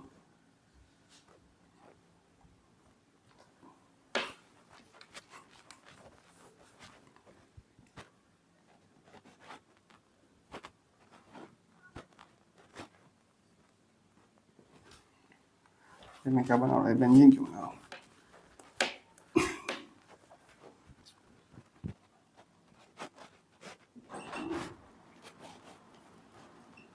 ये ऐसे भी हो सकता है। तो यहाँ पे जो ये आयन है, ये एक से ज्यादा फॉर्म में एग्जिस्ट कर रहा है कि नहीं कर रहा है? कर रहा है। तो इस फिनोमेना को हम क्या बोलते हैं? रेजोनेंस बोलते हैं। तो रेजोनेंस एक कॉन्सेप्ट होता है जिसमें एक आयन जो होता है एक से ज्यादा फॉर्म में एग्जिस्ट कर सकता है। यहाँ पे ये दो फॉर्म में एग्जिस्ट कर रहा है, यहाँ पे ये दो फॉर्म में एग्जिस्ट कर रहा है, और यहाँ पे तीन फॉर्म में एग्जिस्ट कर रहा है। ऐसा नहीं है कि दो तीन ही फॉर्म में एग्जिस्ट करेगा, हो सकता है चार फॉर्म, पांच फॉर्म, छह फॉर्म, कितने भी फॉर्म में एग्जिस्ट कर सकता है, पर एक से ज्यादा फॉर्म होना चाहिए। ठीक है, समझ में आपको क्या होता है रेजोनेंस? क्या होता है रेजोनेंस? एक ऐसा फिनोमिना है, रेजोनेंस एक ऐसा कॉन्सेप्ट है जिसमें एक मॉलिक्यूल या एक आयन एक से ज्यादा फॉर्म में एग्जिस्ट करता है। एक मॉलिक्यूल या एक आयन एक से ज्यादा फॉर्म में एग्जिस्ट करता है। ठीक है, समझ में आया? हाँ, चलिए।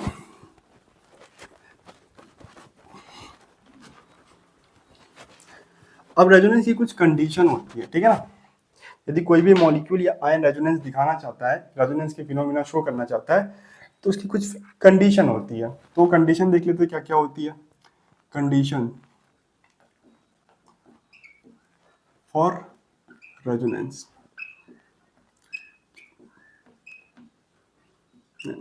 Condition for resonance.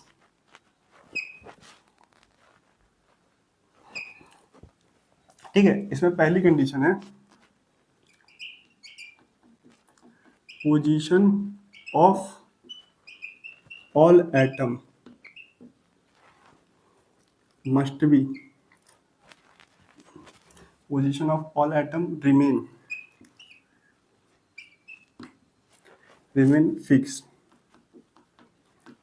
in all resonating structure।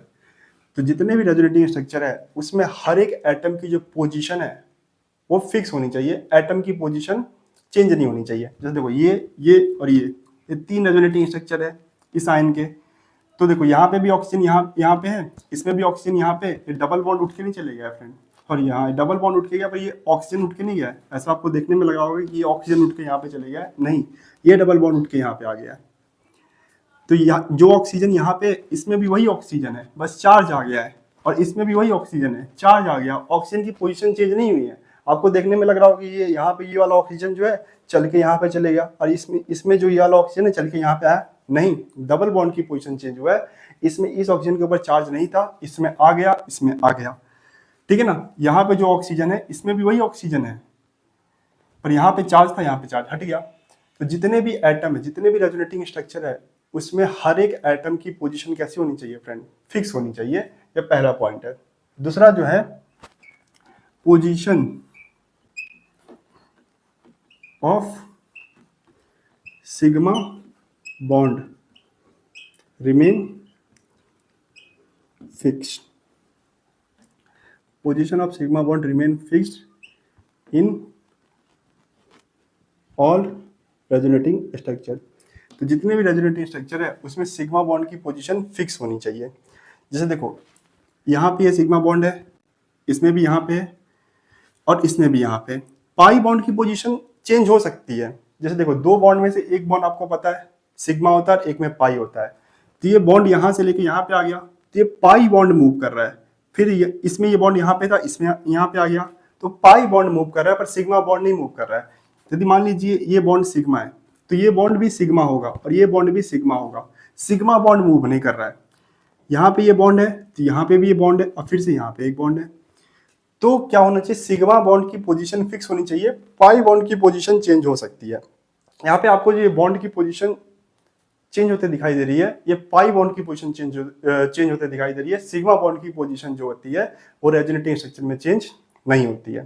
समझ में आया दो पॉइंट, क्या क्या है। Position of all the atom remain fix in all resonating structure. जितने भी मॉलिक्यूल या आयन के रेजोनेटिंग स्ट्रक्चर बनेंगे, हर एक रेजोनेटिंग स्ट्रक्चर में एटम की पोजीशन कैसी होनी चाहिए, फिक्स होनी चाहिए, एटम मूव नहीं करना चाहिए। दूसरा क्या है कि जितने भी सिग्मा बॉन्ड है, उनकी पोजीशन कैसी होनी चाहिए, फिक्स होनी चाहिए। सिग्मा बॉन्ड की भी पोजीशन चेंज नहीं हो सकती किसी भी रेजोनेटिंग स्ट्रक्चर में, हाँ, पर पाई बॉन्ड की पोजीशन चेंज हो सकती है। तीसरा जो है ऑल एटम या atoms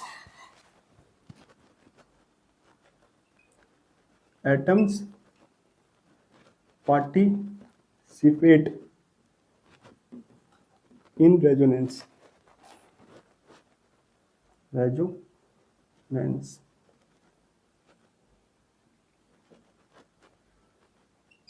must be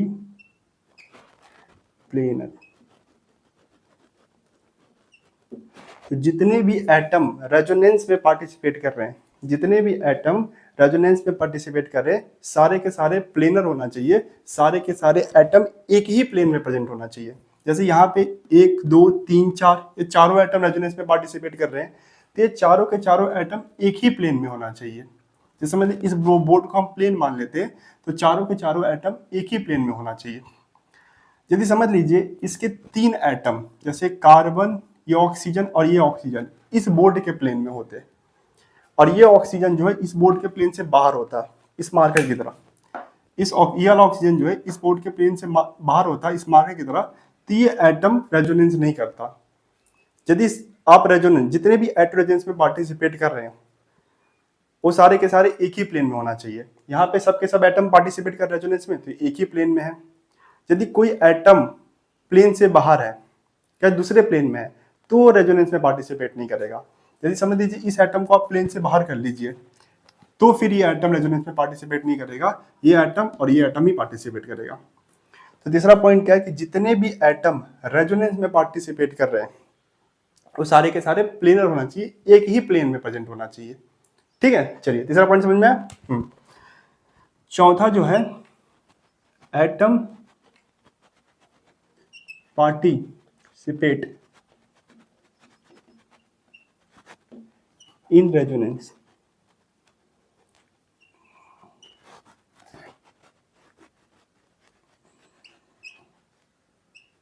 must have p orbitals और d orbitals। Atom participating in resonance must have p orbital और d ऑर्बिटल। यदि कोई भी एटम रेजोनेंस में पार्टिसिपेट करना चाहता है, यदि कोई भी एटम रेजोनेंस में पार्टिसिपेट करना चाहता है तो उसके पास p ऑर्बिटल होना चाहिए और d ऑर्बिटल होना चाहिए। जिस एटम के पास p ऑर्बिटल या d ऑर्बिटल नहीं है वो एटम रेजोनेंस में पार्टिसिपेट नहीं कर सकता। जैसे इस एग्जांपल में देखिए, कार्बन रेजोनेंस में पार्टिसिपेट कर रहा है तो कार्बन के पास p ऑर्बिटल होगा। कार्बन का इलेक्ट्रॉनिक कॉन्फ़िगरेशन लिखिए 1s2 2s2 और 2p2, यही होगा ग्राउंड स्टेट इलेक्ट्रॉनिक कॉन्फ़िगरेशन। हालांकि carbon excited state electronic configuration use करता है। तो ये है कार्बन का इलेक्ट्रॉनिक कॉन्फ़िगरेशन। तो इसके पास देखो ना p ऑर्बिटल है कि नहीं, 2p, मतलब इसके पास p ऑर्बिटल है। s ऑर्बिटल तो है, इसके पास p ऑर्बिटल भी है, इसलिए रेजोनेंस में पार्टिसिपेट कर रहा है। ऑक्सीजन के इलेक्ट्रॉनिक कॉन्फ़िगरेशन लिखो, तो ऑक्सीजन के इलेक्ट्रॉनिक कॉन्फ़िगरेशन लिखोगे तो 1s2 2s2 और 2p4, यही होगा इलेक्ट्रॉनिक कॉन्फ़िगरेशन ऑक्सीजन का, 1s2 2s2 2p4। तो ये ऑक्सीजन भी रेजोनेंस में पार्टिसिपेट कर रहा है क्योंकि ऑक्सीजन के पास भी p ऑर्बिटल है, ऑक्सीजन के पास भी p ऑर्बिटल है। क्या आप मुझे बता सकते हैं क्या हाइड्रोजन रेजोनेंस में पार्टिसिपेट करेगा? नहीं करेगा। हाइड्रोजन का एटॉमिक नंबर 1 होता है और इसका इलेक्ट्रॉनिक कॉन्फ़िगरेशन लिखेंगे तो होता है 1s1। तो क्या हाइड्रोजन के पास आपको कोई भी p ऑर्बिटल दिख रहा है? नहीं, इसलिए हाइड्रोजन कभी भी रेजोनेंस में पार्टिसिपेट नहीं करेगा। क्या हीलियम कर सकता है? नहीं। हीलियम का इलेक्ट्रॉनिक कॉन्फ़िगरेशन क्या होता है? तो हीलियम का एटॉमिक नंबर 2 होता है और इसका इलेक्ट्रॉनिक कॉन्फ़िगरेशन होता है 1s2। तो हीलियम के पास भी कोई p ऑर्बिटल नहीं है, तो हीलियम भी रेजोनेंस में पार्टिसिपेट नहीं कर सकता। तो जिसके पास p ऑर्बिटल या तो d ऑर्बिटल हो, जिसके पास d ऑर्बिटल होगा उसके पास p ऑर्बिटल होगा ही, ठीक है ना। तो जिस एटम के पास p ऑर्बिटल हो या d ऑर्बिटल हो वही रेजोनेंस में पार्टिसिपेट करता है। जिसके पास p ऑर्बिटल और d ऑर्बिटल नहीं हो वो रेजोनेंस में पार्टिसिपेट नहीं करता है। जैसे हाइड्रोजन के पास p ऑर्बिटल नहीं है तो आपको पूरे केमिस्ट्री में ऐसा कोई भी मॉलिक्यूल नहीं मिलेगा जिसमें रेजोनेंस आपको हाइड्रोजन रेजोनेंस में पार्टिसिपेट करते दिखाई दे या हीलियम आपको रेजोनेंस में पार्टिसिपेट करते दिखाई दे, क्योंकि हाइड्रोजन और हीलियम के पास p ऑर्बिटल और d ऑर्बिटल होता ही नहीं है। ठीक है, समझ में आया ये पॉइंट? तो अभी तक क्या क्या पढ़ा हमने कि यदि कोई भी एटम या कोई भी मॉलिक्यूल या कोई भी आयन और मॉलिक्यूल दिखाते हैं, कोई एटम रेजोनेंस नहीं दिखाते हैं, मॉलिक्यूल, यदि कोई भी मॉलिक्यूल या कोई भी आयन रेजोनेंस दिखाना चाहता है तो उसके सारे के सारे एटम की पोजीशन जितने भी रेजोनेटिंग स्ट्रक्चर है उसमें सेम होना चाहिए। उसके जितने भी रेजोनेटिंग स्ट्रक्चर बन रहे हैं हर एक रेजोनेटिंग स्ट्रक्चर में उसके एटम की पोजीशन फिक्स होनी चाहिए। उसके बाद दूसरा पॉइंट क्या है कि एटम की पोजीशन फिक्स होने के साथ साथ सिग्मा बॉन्ड की पोजीशन भी फिक्स होनी चाहिए। सिग्मा बॉन्ड की पोजीशन भी कहीं पे मूव नहीं करनी चाहिए। किसी भी रेजोनेटिंग स्ट्रक्चर में सिग्मा बॉन्ड की पोजीशन चेंज नहीं होनी चाहिए।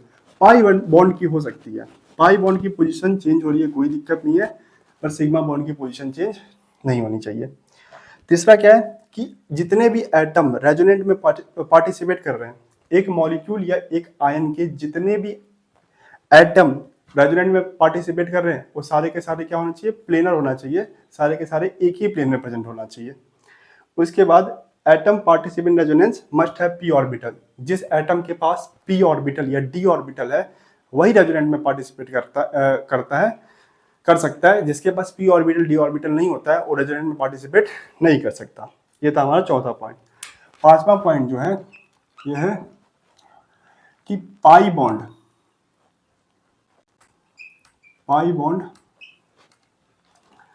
और lone pair are inter convertible,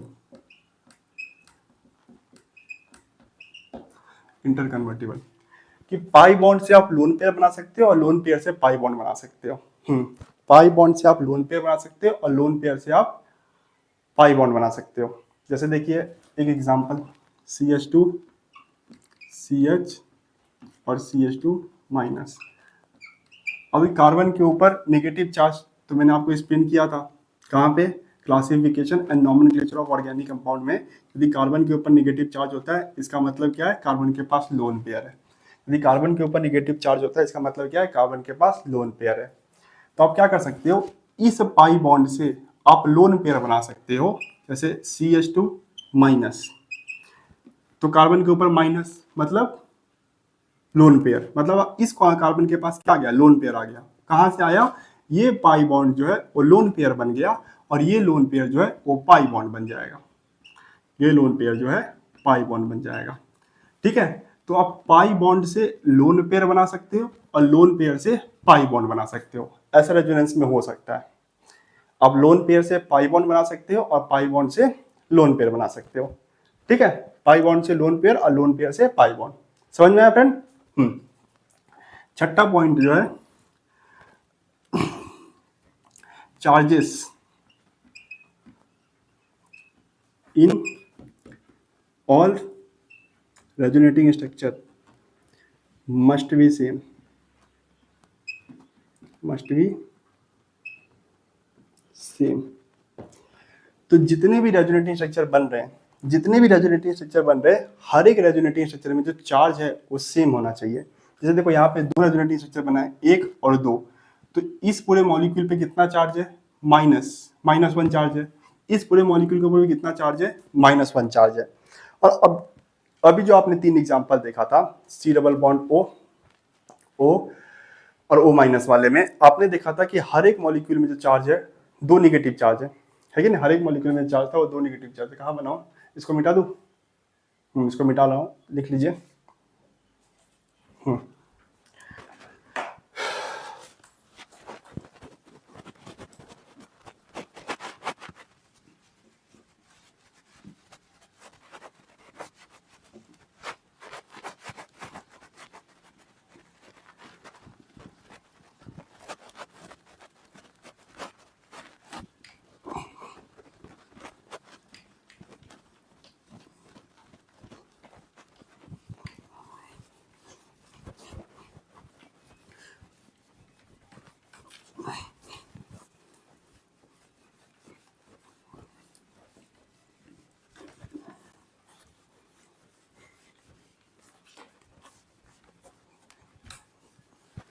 जैसे देखिए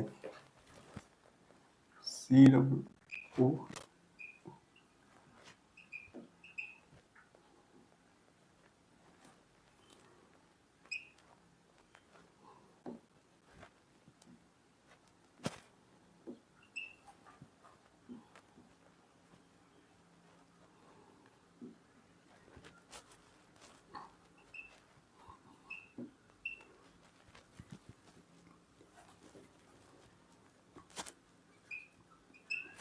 ये तीनों जो रेजोनेटिंग स्ट्रक्चर है, कार्बोनेट आयन, इसको क्या बोलते हैं, कार्बोनेट आयन। तो तीनों जो रेजोनेटिंग स्ट्रक्चर है कार्बोनेट आयन के, तो उसमें आप देख रहे हो कि हर एक रेजोनेटिंग स्ट्रक्चर में 2 निगेटिव चार्ज है। इसमें भी एक इस ऑक्सीजन के ऊपर, एक इस ऑक्सीजन के ऊपर, तो इसके ऊपर -2 नेगेटिव चार्ज है। इसमें भी एक इसके ऊपर, एक इसके ऊपर, तो -2 नेगेटिव चार्ज है और इसके ऊपर भी -2 चार्ज है। तो हर एक रेजोनेटिंग स्ट्रक्चर में कितना, -2 चार्ज है। तो जितने भी आप रेजोनेटिंग स्ट्रक्चर बनाओगे, आप चेक करना कि हर एक रेजोनेटिंग स्ट्रक्चर में चार्ज सेम होना चाहिए। यदि ऐसा नहीं हो रहा है तो आपका रेजोनेटिंग स्ट्रक्चर गलत बना है। ठीक है, समझ में आया? अगला पॉइंट जो है, actual structure is resonant hybrid. ठीक है ना, actual structure is resonance hybrid, लिख देता हूँ आपका फुल फॉर्म, या आर होगा, actual structure are resonating hybrid, ये होगा ना, इज आर होगा, देख लीजिए, are resonance hybrid actual structure are resonant hybrid. क्या होता है फ्रेंड, ये जो आप रेजोनेंस बना रहे हो मॉलिक्यूल का, मॉलिक्यूल ऐसे रेजोनेटिंग स्ट्रक्चर में एग्जिस्ट नहीं करता है। यदि आप जाओगे लैब में और सोचोगे कि आपको ऐसे फॉर्म में मिलेंगे मॉलिक्यूल, नहीं, मॉलिक्यूल ऐसे फॉर्म में नहीं मिलते हैं। मॉलिक्यूल रेजोनेंस हाइब्रिड के फॉर्म में मिलते हैं। अब रेजोनेंस हाइब्रिड क्या होता है कि इन तीनों स्ट्रक्चर को जोड़ के आप एक स्ट्रक्चर बना दो, इन तीनों स्ट्रक्चर को जोड़ के आप एक स्ट्रक्चर बना दो, वही होता है आपका रेजोनेंट हाइब्रिड। तो मॉलिक्यूल हमेशा, यदि आप एक्सपेरिमेंट करके मॉलिक्यूल का स्ट्रक्चर निकालोगे, देखने की कोशिश करोगे कि मॉलिक्यूल कैसा दिखता है, तो मॉलिक्यूल इन तीनों स्ट्रक्चर जैसा नहीं दिखता है। मॉलिक्यूल एक्चुअली में रेजोनेंट हाइब्रिड जैसा दिखता है। क्या होता है, जितने भी रेजोनेंट स्ट्रक्चर बने हुए हैं सबको जोड़ दो, तो उससे जो स्ट्रक्चर बनेगा उसी को हम बोलते हैं रेजोनेटिंग हाइब्रिड। जैसे इन तीनों का मैं यदि रेजोनेटिंग हाइब्रिड बनाऊं, तो देखो, पहले तो सिग्मा बॉन्ड और एटम की पोजीशन फिक्स रखो। इसमें एक सिग्मा होगा, इसमें भी एक सिग्मा होगा और यहाँ पे भी एक सिग्मा होगा। इस दो बॉन्ड में से एक सिग्मा होगा, इसमें भी एक सिग्मा, इसमें भी एक सिग्मा। तो एटम और सिग्मा बॉन्ड की पोजीशन फिक्स रखो, ठीक है। उसके बाद जहां जहां पे डबल बॉन्ड गया है, जहां जहां पे आप डबल बॉन्ड गया है, वहां पे आप पार्शियल डबल बॉन्ड बनाओ। यहाँ पे डबल बॉन्ड था तो यहाँ पे आप पार्शियल डबल बॉन्ड बनाओ, डॉट डॉट करके, डॉट डॉट करके डबल बॉन्ड बनाते हैं, इसको बोलते हैं पार्शियल डबल बॉन्ड। क्या यहाँ पे डबल बॉन्ड है कहीं पे भी, इस स्ट्रक्चर में यहाँ पे डबल बॉन्ड है, तो यहाँ पे भी डॉट डॉट करके डबल बॉन्ड बनाओ। क्या यहाँ पे कहीं पे भी डबल बॉन्ड है, इस स्ट्रक्चर में यहाँ पे डबल बॉन्ड है, तो यहाँ पे भी डॉट डॉट करके डबल बॉन्ड बनाओ। तो जहां जहां पे आपका पाई बॉन्ड है, जहां जहां पे आपका पाई बॉन्ड है, वहां पे आप पार्शियल डबल बॉन्ड बनाओ, डॉट डॉट करके। जहां जहां पे आपका पाई बॉन्ड है, वहां पे आप क्या करो, पार्शियल डबल बॉन्ड बनाओ। आप क्या करो, पार्शियल डबल बॉन्ड बनाओ, डॉट डॉट करके। और जहां जहां पे चार्ज है, जहां जहां पे चार्ज है, वहां पे पार्शियल चार्ज बनाओ। जहां जहां पे देखो, रेजोनेंस हाइब्रिड, ये रेजोनेंस हाइब्रिड है, RH, ये रेजोनेटिंग स्ट्रक्चर है, ये रेजोनेटिंग स्ट्रक्चर है, और ये भी आपका रेजोनेटिंग स्ट्रक्चर है। तो जब आप रेजोनेटिंग हाइब्रिड बना रहे हो, तो जहां जहां पे डबल बॉन्ड है, वहां पे आप पार्शियल डबल बॉन्ड बनाओ, डॉट डॉट करके। और जहां जहां पे चार्ज है, वहां पे आप पार्शियल चार्ज बनाओ। पार्शियल चार्ज कैसे बनाते हैं, डेल्टा नेगेटिव से। जैसे यहाँ पे कहीं इस तीनों रेजोनेटिंग स्ट्रक्चर में कभी भी यहाँ पे चार्ज है, हाँ यहाँ पे चार्ज है, तो यहाँ पे पार्शियल चार्ज बनाओ, ये होगा डेल्टा नेगेटिव। क्या यहाँ पे किसी भी स्ट्रक्चर में यहाँ पे चार्ज है, हाँ यहाँ पे इस स्ट्रक्चर में चार्ज है, तो यहाँ पे बनाओ पार्शियल नेगेटिव। और किसी भी स्ट्रक्चर में क्या यहाँ पे चार्ज है, यहाँ पे चार्ज है यहाँ पे, तो पार्शियल नेगेटिव। किसी भी स्ट्रक्चर में कार्बन के ऊपर चार्ज है, नहीं, इसमें भी, इसमें भी, इसमें भी, किसी में भी कार्बन के ऊपर चार्ज है तो मत बनाओ। तो ये हो गया रेजोनेटिंग स्ट्रक्चर। तो मॉलिक्यूल और आयन रेजोनेटिंग स्ट्रक्चर के फॉर्म में एग्जिस्ट करते हैं। रेजोनेटिंग स्ट्रक्चर तो एक कॉन्सेप्ट है जो हमने इंट्रोड्यूस किया, ठीक है, पर आपको मॉलिक्यूल और आयन में जो एक्चुअली ऐसे मिलेंगे। तो actual structure are resonating hybrid, ठीक है ना। मॉलिक्यूल ऐसे एग्जिस्ट करते हैं, ऐसे नहीं। ये तो बस हमने समझने के लिए कॉन्सेप्ट को खुद इंट्रोड्यूस किया है, रेजोनेटिंग स्ट्रक्चर, ठीक है। समझ में आया फ्रेंड। तो ये सब कंडीशन होती है रेजोनेंट की, रेजोनेंस की। यदि कोई भी मॉलिक्यूल रेजोनेंस को करना चाहता है तो उसे 7 कंडीशन पूरी करनी पड़ेगी। क्या क्या बताइए। पहला कंडीशन क्या था कि एक मॉलिक्यूल यदि रेजोनेंस में पार्टिसिपेट करना चाहते हैं तो उसके सारे के सारे एटम कैसे होने चाहिए, सारे के सारे एटम की पोजीशन फिक्स होनी चाहिए। किसी भी रेजोनेटिंग स्ट्रक्चर में जो है एटम की पोजीशन चेंज नहीं होनी चाहिए। यदि एटम की पोजीशन चेंज हो रही है तो रेजोनेटिंग स्ट्रक्चर नहीं है। दूसरा कि सिग्मा बॉन्ड की पोजीशन चेंज नहीं होनी चाहिए। किसी भी रेजोनेटिंग स्ट्रक्चर में सिग्मा बॉन्ड की जो पोजीशन है वो चेंज नहीं होनी चाहिए। यदि सिग्मा बॉन्ड की पोजीशन चेंज हो रही है तो रेजोनेटिंग स्ट्रक्चर नहीं है, ठीक है। उसके बाद तीसरा क्या था कि जितने भी एटम पार्टिसिपेट कर रहे हैं रेजोनेंस में, जितने भी एटम पार्टिसिपेट कर रहे हैं रेजोनेंस में, सारे एटम के पास, सारे के सारे एटम कैसे होने चाहिए, प्लेनर होना चाहिए। जितने भी एटम रेजोनेंस में पार्टिसिपेट कर रहे हैं सारे के सारे एटम प्लेनर होना चाहिए। ये था तीसरा पॉइंट। चौथा पॉइंट क्या था कि जितने भी एटम रेजोनेंस में पार्टिसिपेट कर रहे हैं हर किसी के पास p ऑर्बिटल या तो d ऑर्बिटल होना चाहिए।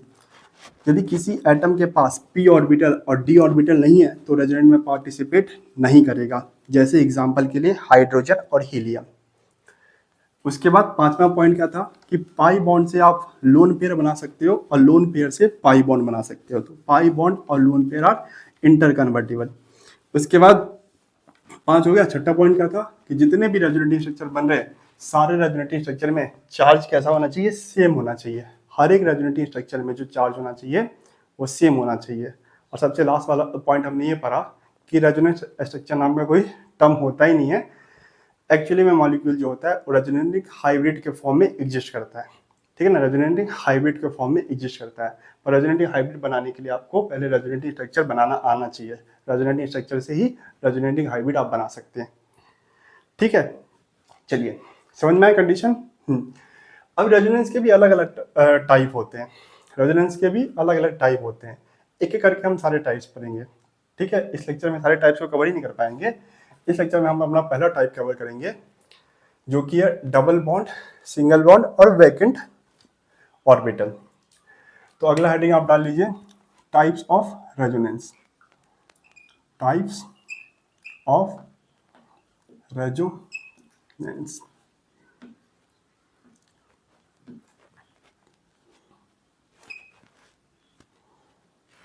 Types of resonance. इसमें पहला टाइप जो है वो है कि डबल बॉन्ड, सिंगल बॉन्ड और वैकेंट ऑर्बिटल।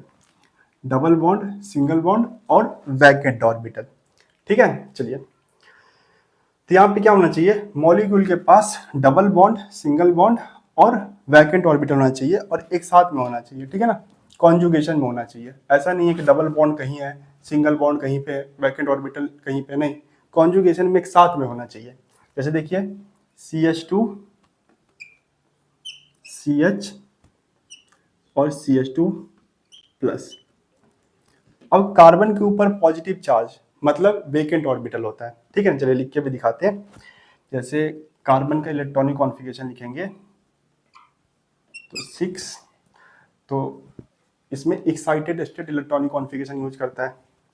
तो 1s2 2s1 और 2p3 ये इलेक्ट्रॉनिक कॉन्फ़िगरेशन यूज करता है। तो 1s2 2s1 2p3 ये इलेक्ट्रॉनिक कॉन्फ़िगरेशन यूज करता है। तो इसका ऑर्बिटल डायग्राम बनाएंगे। तो 1s में 2 इलेक्ट्रॉन, 2s में 1 इलेक्ट्रॉन और 2p में 3 इलेक्ट्रॉन, 1 2 3, ठीक है। अभी कार्बन के ऊपर पॉजिटिव चार्ज है, इसका मतलब कार्बन का 1 इलेक्ट्रॉन किसी ने ले लिया है। तो इसके ऑर्बिटल में से 1 इलेक्ट्रॉन निकाल दो, तो ये इलेक्ट्रॉन निकाल दोगे। अभी कार्बन के आउटर मोस्ट शेल में 3 अनपेयर इलेक्ट्रॉन है ना। कार्बन के आउटर मोस्ट शेल में 3 अनपेयर इलेक्ट्रॉन है। तो इसमें से एक अनपेयर इलेक्ट्रॉन का इस्तेमाल करके कार्बन इस हाइड्रोजन के साथ बॉन्ड बनाएगा। दूसरा अनपेयर इलेक्ट्रॉन का इस्तेमाल करके कार्बन इस हाइड्रोजन के साथ बॉन्ड बनाएगा। और तीसरा अनपेयर इलेक्ट्रॉन का इस्तेमाल करके कार्बन ये बॉन्ड बना रहा है। यहाँ पे कार्बन जो 3 बॉन्ड बना रहा है वो तीनों अनपेयर इलेक्ट्रॉन का इस्तेमाल करके बना रहा है। इस अनपेयर इलेक्ट्रॉन का इस्तेमाल करके इस हाइड्रोजन के साथ बॉन्ड बना रहा है, इस अनपेयर इलेक्ट्रॉन का इस्तेमाल करके इस हाइड्रोजन के साथ बॉन्ड बना रहा है और इस अनपेयर इलेक्ट्रॉन का इस्तेमाल करके इस हाइड्रोजन के साथ बॉन्ड बना रहा है। और इस कार्बन के ऊपर पॉजिटिव चार्ज है। इसका मतलब यही है कि कार्बन के आउटर मोस्ट शेल में जो 1 इलेक्ट्रॉन था वो किसी ने ले लिया है। तो कार्बन का यदि पॉजिटिव चार्ज है तो क्या इसके पास एक ऑर्बिटल खाली नहीं है, दिख रहा है ना, एक ऑर्बिटल आपको खाली दिख रहा है। तो यहाँ पे कार्बन के ऊपर पॉजिटिव चार्ज मतलब वैकेंट ऑर्बिटल, कार्बन के ऊपर पॉजिटिव चार्ज मतलब वैकेंट ऑर्बिटल और कार्बन के ऊपर नेगेटिव चार्ज मतलब लोन पेयर। तो यहाँ पे यदि कार्बन के पास पॉजिटिव चार्ज है तो हाँ कार्बन के पास एक वैकेंट ऑर्बिटल है, कार्बन के पास एक खाली ऑर्बिटल है। तो पहला टाइप ऑफ रेजोनेंस क्या है कि डबल बॉन्ड, सिंगल बॉन्ड और वैकेंट ऑर्बिटल। तो देखो डबल बॉन्ड, सिंगल बॉन्ड और वैकेंट ऑर्बिटल। पॉजिटिव चार्ज मतलब वैकेंट ऑर्बिटल, यहाँ पे एक वैकेंट ऑर्बिटल होगा, यहाँ पे पॉजिटिव। तो डबल बॉन्ड, सिंगल बॉन्ड और वैकेंट ऑर्बिटल तीनों कॉन्जुगेशन में है, इसका मतलब वैकेंट ऑर्बिटल ही है, ठीक है ना। इसमें इलेक्ट्रॉन नहीं है तो इसका मतलब वैकेंट ऑर्बिटल ही है। तो डबल बॉन्ड, सिंगल बॉन्ड और वैकेंट ऑर्बिटल तीनों कॉन्जुगेशन में मतलब साथ साथ है। ऐसा तो नहीं है डबल बॉन्ड कहीं और है, सिंगल बॉन्ड कहीं और है और वैकेंट ऑर्बिटल कहीं और है, नहीं है, तीनों साथ साथ में है। तो यहाँ पे रेजोनेंस होगा। तो यह पहले टाइप का रेजोनेंस कि डबल बॉन्ड, सिंगल बॉन्ड और वैकेंट ऑर्बिटल, ठीक है। अब यहाँ पे रेजोनेंस होगा तो कैसे होगा रेजोनेंस, तो देखो CH2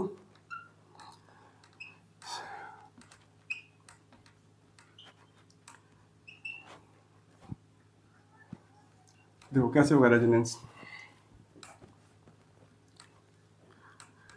अब ये कार्बन इस पॉजिटिव चार्ज को देखेगा, जब ये कार्बन इस पॉजिटिव चार्ज को देखेगा तो ये बॉन्ड तोड़ लेगा। जब ये कार्बन इस पॉजिटिव चार्ज को देखेगा तो ये बॉन्ड को तोड़ लेगा, अपने ऊपर निगेटिव चार्ज बना लेगा। निगेटिव चार्ज बना लेगा मतलब इस बॉन्ड के दोनों इलेक्ट्रॉन कार्बन खींच लेगा। इस बॉन्ड के दोनों इलेक्ट्रॉन ये कार्बन खींच लेगा, इसलिए कार्बन के ऊपर निगेटिव चार्ज। और क्योंकि एक इस बॉन्ड में एक इलेक्ट्रॉन इस कार्बन का भी था जो कि इस कार्बन ने खींच लिया है, तो इसके ऊपर पॉजिटिव चार्ज। समझ में आया? इसके ऊपर क्यों निगेटिव चार्ज? ये जो बॉन्ड बना था फ्रेंड ये वाला, ये दोनों के एक एक इलेक्ट्रॉन से बना था। अब इस कार्बन ने क्या किया, एक दोनों के दोनों इलेक्ट्रॉन अपने पास खींच लिए, तो एक एडिशनल इलेक्ट्रॉन इस कार्बन के पास आ गया, तो इसलिए निगेटिव चार्ज आ गया। और इसके पास एक इलेक्ट्रॉन चले गया, तो इसलिए इसके पास पॉजिटिव चार्ज आ गया। तो इसके ऊपर निगेटिव चार्ज, इसके ऊपर पॉजिटिव चार्ज, कैसे है समझ में? अब क्या होगा कि ये निगेटिव और ये पॉजिटिव मिलकर क्या करेंगे, बॉन्ड बना लेंगे। ये जो कार्बन है अपने दोनों इलेक्ट्रॉन का इस्तेमाल करके यहाँ पे बॉन्ड बना लेगा। ये कार्बन अपने दोनों इलेक्ट्रॉन का इस्तेमाल करके यहाँ पे बॉन्ड बना लेगा और हो जाएगा CH डबल बॉन्ड CH2 और यहाँ पे प्लस, और ये पॉजिटिव चार्ज खत्म हो जाएगा। क्यों? क्योंकि कार्बन ने जो बॉन्ड बनाया है उसमें से एक इलेक्ट्रॉन इसको भी तो देगा ना। जब एक बार बॉन्ड बन गया तो बॉन्ड में एक इलेक्ट्रॉन इसका, एक इलेक्ट्रॉन इसका। अलग बात है कि दोनों के दोनों इलेक्ट्रॉन कार्बन ने खर्च किए हैं, तो जब कार्बन एक बार बॉन्ड बन गया तो एक इलेक्ट्रॉन इसके पास चले आएगा, तो इसके ऊपर पॉजिटिव चार्ज ही तो इसके ऊपर पॉजिटिव चार्ज क्यों आया था? क्योंकि कोई इसका एक इलेक्ट्रॉन छीन के लेके चले गया था, इसलिए पॉजिटिव चार्ज आ रहा है। और जब ये कार्बन इसको एक इलेक्ट्रॉन दे रहा है तो इसका पॉजिटिव चार्ज खत्म हो गया। तो ये हुआ इसका रेजोनेटिंग स्ट्रक्चर। ठीक है, समझ में आया कैसे बना इसका रेजोनेटिंग स्ट्रक्चर? तो ये कार्बन ने क्या किया, इस पॉजिटिव चार्ज को देख के ये बॉन्ड तोड़ दिया और इस बॉन्ड के दोनों इलेक्ट्रॉन अपने पास रख लिया। यहाँ पे निगेटिव चार्ज आ गया क्योंकि इसमें से एक ही इलेक्ट्रॉन कार्बन का था, तो ये एडिशनल एक इलेक्ट्रॉन को लेके आया, इसलिए एक निगेटिव चार्ज आया है। और इसके एक इलेक्ट्रॉन चले गए, इसलिए इसके ऊपर पॉजिटिव चार्ज। अब ये निगेटिव चार्ज और ये पॉजिटिव चार्ज मिलकर क्या करेंगे, बॉन्ड बना लेंगे और इस कार्बन के ऊपर पॉजिटिव चार्ज आएगा। ठीक है, किस तरीके से आपको रेजोनेंस बनाना है। अभी आपको क्या करना है, बार बार ये नहीं करना है कि बॉन्ड को तोड़ना है, निगेटिव चार्ज बनाना है, पॉजिटिव चार्ज बनाना है, नहीं करना है। आपको एक शॉर्ट ट्रिक इस्तेमाल करना है कि आपको नंबरिंग करना है, यहाँ से 1 2 3। ठीक है, नंबरिंग करना है आपको 1 2 3 1 2 3। उसके बाद क्या करना है आपको, 1 2 का डबल बॉन्ड 2 3 के बीच में रख दो आप। 1 2 का डबल बॉन्ड 2 3 के बीच में रख दो आप। 1 2 का डबल बॉन्ड 2 3 के बीच में रख दो और 3 का पॉजिटिव चार्ज उठा के 1 पे रख दो। 1 2 का डबल बॉन्ड उठा के 2 3 के बीच में शिफ्ट कर दो और 3 का पॉजिटिव चार्ज उठा के 1 पे शिफ्ट कर दो। समझ में आया? 1 2 का डबल बॉन्ड 2 3 पे, 1 और 2 का डबल बॉन्ड 2 एंड 3 पे, 3 का पॉजिटिव चार्ज 1 पे। 1 और 2 के बीच में जो डबल बॉन्ड है वो 2 3 पे, 1 और 2 के बीच में डबल बॉन्ड है वो 2 3 पे, और 3 का पॉजिटिव चार्ज जो है उठ के 1 पे। ठीक है ना, बार बार आपको ये नहीं करना है कि बॉन्ड तोड़ के निगेटिव पॉजिटिव फिर निगेटिव पॉजिटिव को ज्वाइन करके बॉन्ड बनाना, नहीं। आपको बस इतना याद रखना है कि 1 2 का डबल बॉन्ड उठ के 2 3 पे और 3 का पॉजिटिव चार्ज उठ के 1 पे। ठीक है, समझ में आया? चलिए कुछ और स्ट्रक्चर बनाएंगे, प्रेजेंट स्ट्रक्चर। चलिए बनाते हैं, इसको मिटा देता हूँ।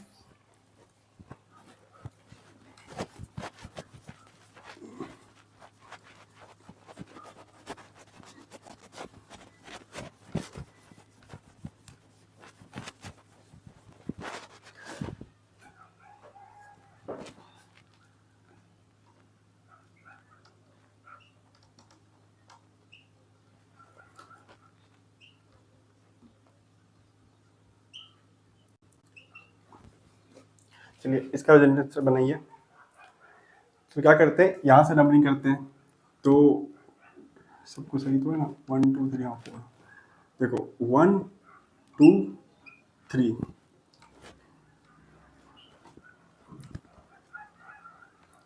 ये डबल एरो क्यों बना रहे हैं हम डबल एरो क्यों बना रहे हैं? जब जब हम रेजोनेंस दिखा रहे हैं वहाँ पे डबल डबल एरो बना रहे हैं ना, इसका मतलब है कि इस फॉर्म से अब चलिए बना के दिखाते हैं। CH2 CH C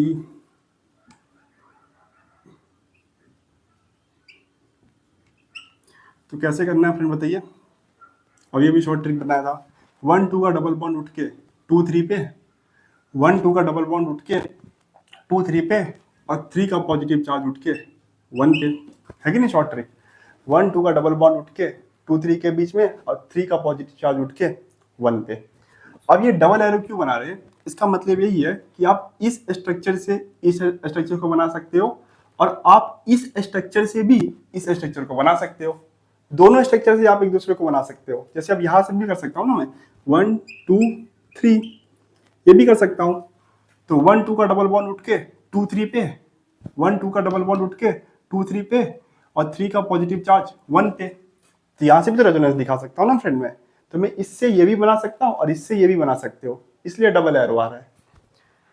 तो 1 2 का डबल बॉन्ड उठ के 2 3 पे, और 3 का पॉजिटिव चार्ज उठ के 1 पे। यहाँ पे भी कर सकता हूँ, 1 2 का डबल बॉन्ड उठ के 2 3 पे, 1 2 का डबल बॉन्ड उठ के 2 3 पे, और 3 का पॉजिटिव चार्ज उठ के 1 पे।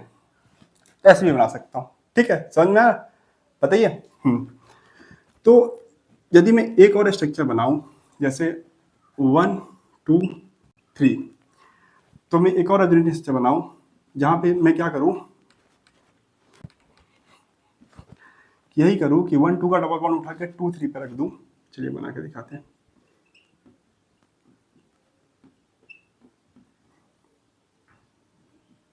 और 3 का पॉजिटिव चार्ज उठ के 1 पे कर दूं।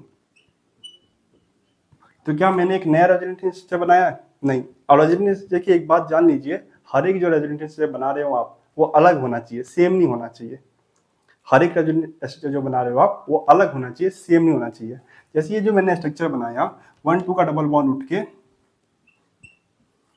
2 3 पे, और 3 का पॉजिटिव चार्ज उठ के 1 पे, क्या ये स्ट्रक्चर और ये स्ट्रक्चर सेम नहीं है? ये स्ट्रक्चर और ये स्ट्रक्चर सेम नहीं है फ्रेंड। तो क्या रेजोनेंस ये कहलाएगा? यदि इसको आपने पहला स्ट्रक्चर काउंट कर लिया रेजोनेंस का, तो फिर ये इसको कैसे काउंट करोगे? ये दोनों तो सेम ही है ना। तो यहाँ से आप वापस ये नहीं बना सकते हो, वो तो पहले ही बना हुआ है। ठीक है, तो ये गलत हो जाएगा। एक बार जिस रेजोनेंस स्ट्रक्चर को आप बना लिए हो, वापस उसको नहीं बनाओगे। कोई भी स्ट्रक्चर रिपीट नहीं होना चाहिए, ठीक है ना। कोई भी रेजोनेंस स्ट्रक्चर रिपीट नहीं होना चाहिए। तो अब यहाँ से तो आप नहीं कर सकते 1 2 3। अब यहाँ से 1 2 3, मतलब 1 2 का डबल बॉन्ड 2 3 पे, और 3 का पॉजिटिव चार्ज 1 पे। यदि करते हो तो फिर से यही बन जा रहा है। पर हम यहाँ से कर सकते हैं फ्रेंड, देखिए 1 2 3, यहाँ से एक और रेजोनेंस स्ट्रक्चर बन सकता है कि 1 2 का डबल बॉन्ड उठा के 2 3 पे, और 3 का पॉजिटिव चार्ज उठा के 1 पे। तो 1 2 का डबल बॉन्ड उठा के 2 3 पे, तो ये आ गया डबल बॉन्ड,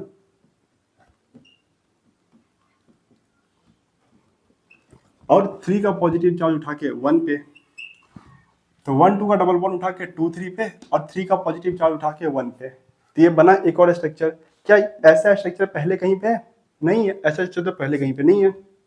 दिख रहा है आपको? हाँ है, ये दोनों सेम ही स्ट्रक्चर है, ठीक है ना। ये दोनों सेम ही स्ट्रक्चर है। सेम स्ट्रक्चर क्या? हाँ सेम ही स्ट्रक्चर है।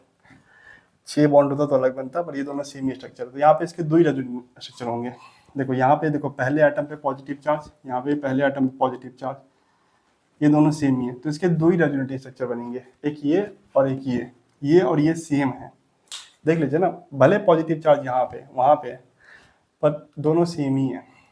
यहाँ पे भी नंबरिंग तो कहीं से भी कर सकते हैं ना, आप तो पढ़ के आए। अब classification and nomenclature of organic compound पर क्या है, तो यहाँ से भी आप लर्निंग स्टार्ट कर सकते हो। देखो यदि यहाँ से लर्निंग स्टार्ट करें तो 1 2 3 4 5, 1 2 3 4 5, तो देखो दोनों स्ट्रक्चर सेम आएगा। पॉजिटिव चार्ज पहले कार्बन पे, यहाँ पे पॉजिटिव चार्ज पहले कार्बन पे, डबल बॉन्ड दूसरे और तीसरे कार्बन के बीच में, यहाँ पे भी डबल बॉन्ड दूसरे और तीसरे कार्बन के बीच में है। यहाँ पे दूसरा डबल बॉन्ड चौथे और 5वें कार्बन के बीच में, और यहाँ पे भी दूसरा डबल बॉन्ड चौथे 5वें कार्बन के बीच में। तो दोनों सेम तो नहीं है, बिल्कुल सेम है। जबकि ये दोनों सेम है क्या? नहीं। पॉजिटिव चार्ज पहले कार्बन पे, और यहाँ से आप नंबरिंग करोगे, बीच में से नंबरिंग स्टार्ट तो नहीं करोगे। तो 1 2 3 4 5, तो ये दोनों अलग अलग स्ट्रक्चर है। यहाँ पे पहला पॉजिटिव चार्ज पहले कार्बन पे, यहाँ पे तीसरे कार्बन पे, तो ये दोनों स्ट्रक्चर सेम हो गया। तो यहाँ दो ही इसका रेजोनेटिंग स्ट्रक्चर बनेगा, दो ही इसका रेजोनेटिंग स्ट्रक्चर बनेगा। ठीक है, समझ में आया फ्रेंड? बताइए। तो बड़ा आसान है, डबल बॉन्ड, सिंगल और वैकेंट ऑर्बिटल। इसमें क्या करना है, 1 2 का डबल बॉन्ड उठा के 2 3 पे, और 3 का पॉजिटिव चार्ज उठा के 1 पे। ठीक है, चलिए एक और एग्जांपल देते हैं, बेंजीन वाला। वहां पे कंप्लीट हमें रेजोनेंस देखने को मिलेगा, 5 फॉर्म देखने को मिलेंगे रेजोनेंस के। चलिए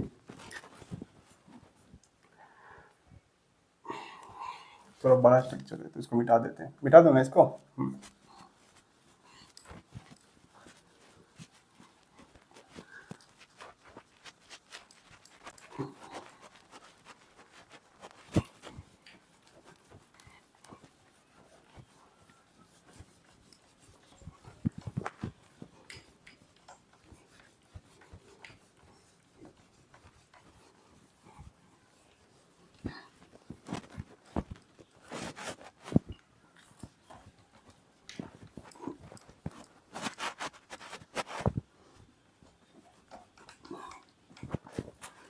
देखिए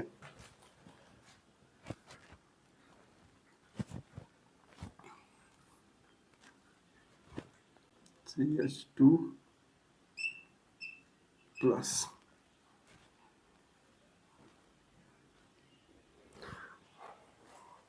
चलिए इसका हमें रेजोनेटिंग स्ट्रक्चर बनाना है। ठीक है, इसका हमें रेजोनेटिंग स्ट्रक्चर बनाना है।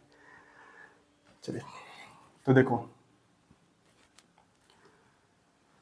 यहां से नंबरिंग करें 1 2 3, डबल बॉन्ड, सिंगल बॉन्ड और वैकेंट ऑर्बिटल। कार्बन के ऊपर पॉजिटिव चार्ज मतलब वैकेंट ऑर्बिटल, हमने पढ़ा ना अभी अभी। कार्बन के ऊपर पॉजिटिव चार्ज मतलब वैकेंट ऑर्बिटल। यहाँ पे डबल बॉन्ड, सिंगल बॉन्ड और वैकेंट ऑर्बिटल कॉन्जुगेशन में है। कॉन्जुगेशन का मतलब है साथ साथ में। हाँ, तो यहाँ पे रेजोनेंस होगा जब डबल बॉन्ड और सिंगल बॉन्ड और वैकेंट ऑर्बिटल कॉन्जुगेशन में है, तो यहाँ पे रेजोनेंस होगा। कैसे होगा? 1 2 का डबल बॉन्ड उठा के 2 3 पे, तो 2 3 पे डबल बॉन्ड आ जाएगा। 1 2 का डबल बॉन्ड उठा के 2 3 पे, और 3 का पॉजिटिव चार्ज उठा के 1 पे। ऐसे ही करते हैं ना, 1 2 का डबल बॉन्ड उठा के 2 3 पे, और 3 का पॉजिटिव चार्ज 1 पे। बाकी जो जैसा है उसको वैसा ही रहने दो। ये दोनों स्ट्रक्चर अलग अलग है, देख के लग रहा है दोनों दोनों स्ट्रक्चर अलग अलग है। यहाँ पे इस कार्बन के ऊपर पॉजिटिव चार्ज था, यहाँ पे अब इस कार्बन के ऊपर पॉजिटिव चार्ज है।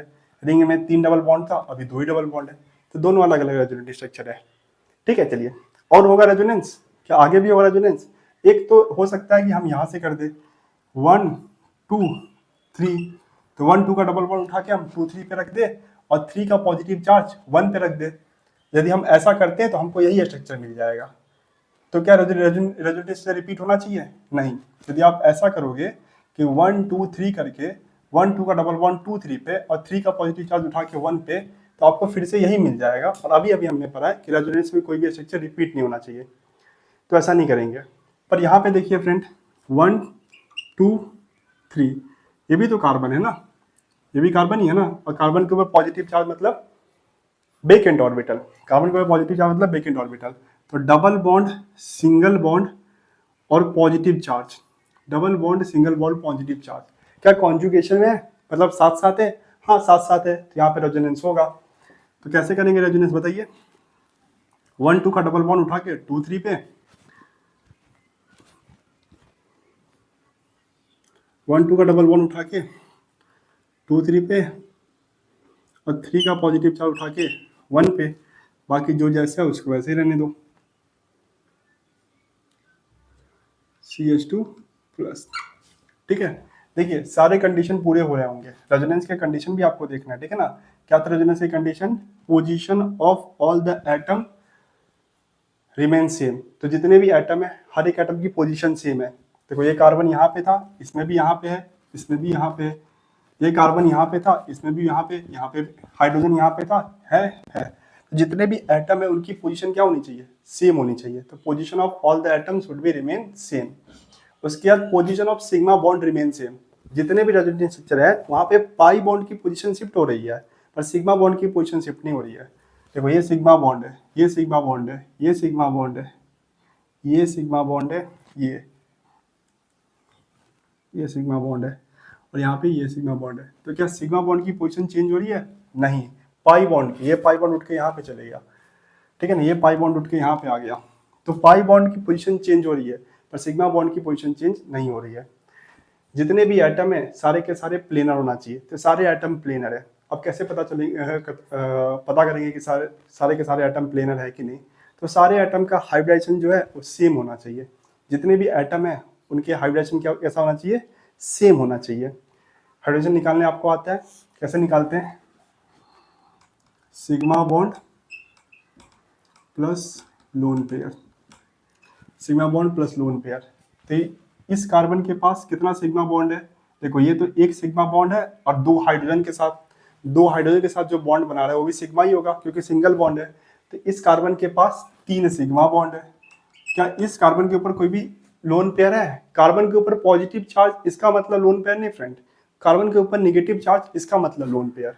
तो इस कार्बन के ऊपर कोई भी नेगेटिव चार्ज नहीं है तो लोन पेयर नहीं है। तो 3 + 0 तो 3, और 3 में हाइड्रोजन क्या होता है? sp2 होता है, sp2 होता है। अब ये हाइड्रोजन निकालना मैंने फ्रेंड आपको सिखाया था classification and nomenclature of organic compound के लेक्चर नंबर 1 या 2 में। तो वहाँ से आप देख के हाइड्रोजन कैसे निकालते हैं। इसके बाद आप किसी भी एटम का निकाल लीजिए, जैसे इस कार्बन का निकालेंगे तो इस कार्बन के पास एक हाइड्रोजन भी होगा, ठीक है, क्योंकि बेंजीन है। बेंजीन का स्ट्रक्चर तो आप बनाना जानते हैं ना, हर एक कार्बन जो यहाँ से जुड़ा हुआ है उसके पास हाइड्रोजन भी होगा, क्योंकि इस रेजोनेंस स्ट्रक्चर में इस हाइड्रोजन की कोई ज़रूरत नहीं है, इसलिए मैंने ही बनाया था। तो आपको पता है ना कि जितना भी कार्बन है वो 4 बॉन्ड बनाता है, तो 1, 2 और ये 3 और एक ये हाइड्रोजन के साथ बना रहा है, तो 4। तो इस कार्बन का यदि हम हाइब्रिडाइजेशन निकालेंगे तो क्या sigma bond plus lone pair, तो इसके पास कितना सिग्मा बॉन्ड है? 1 सिग्मा बॉन्ड, 2 सिग्मा बॉन्ड और 3 सिग्मा बॉन्ड। तो 3 सिग्मा बॉन्ड है इसके पास।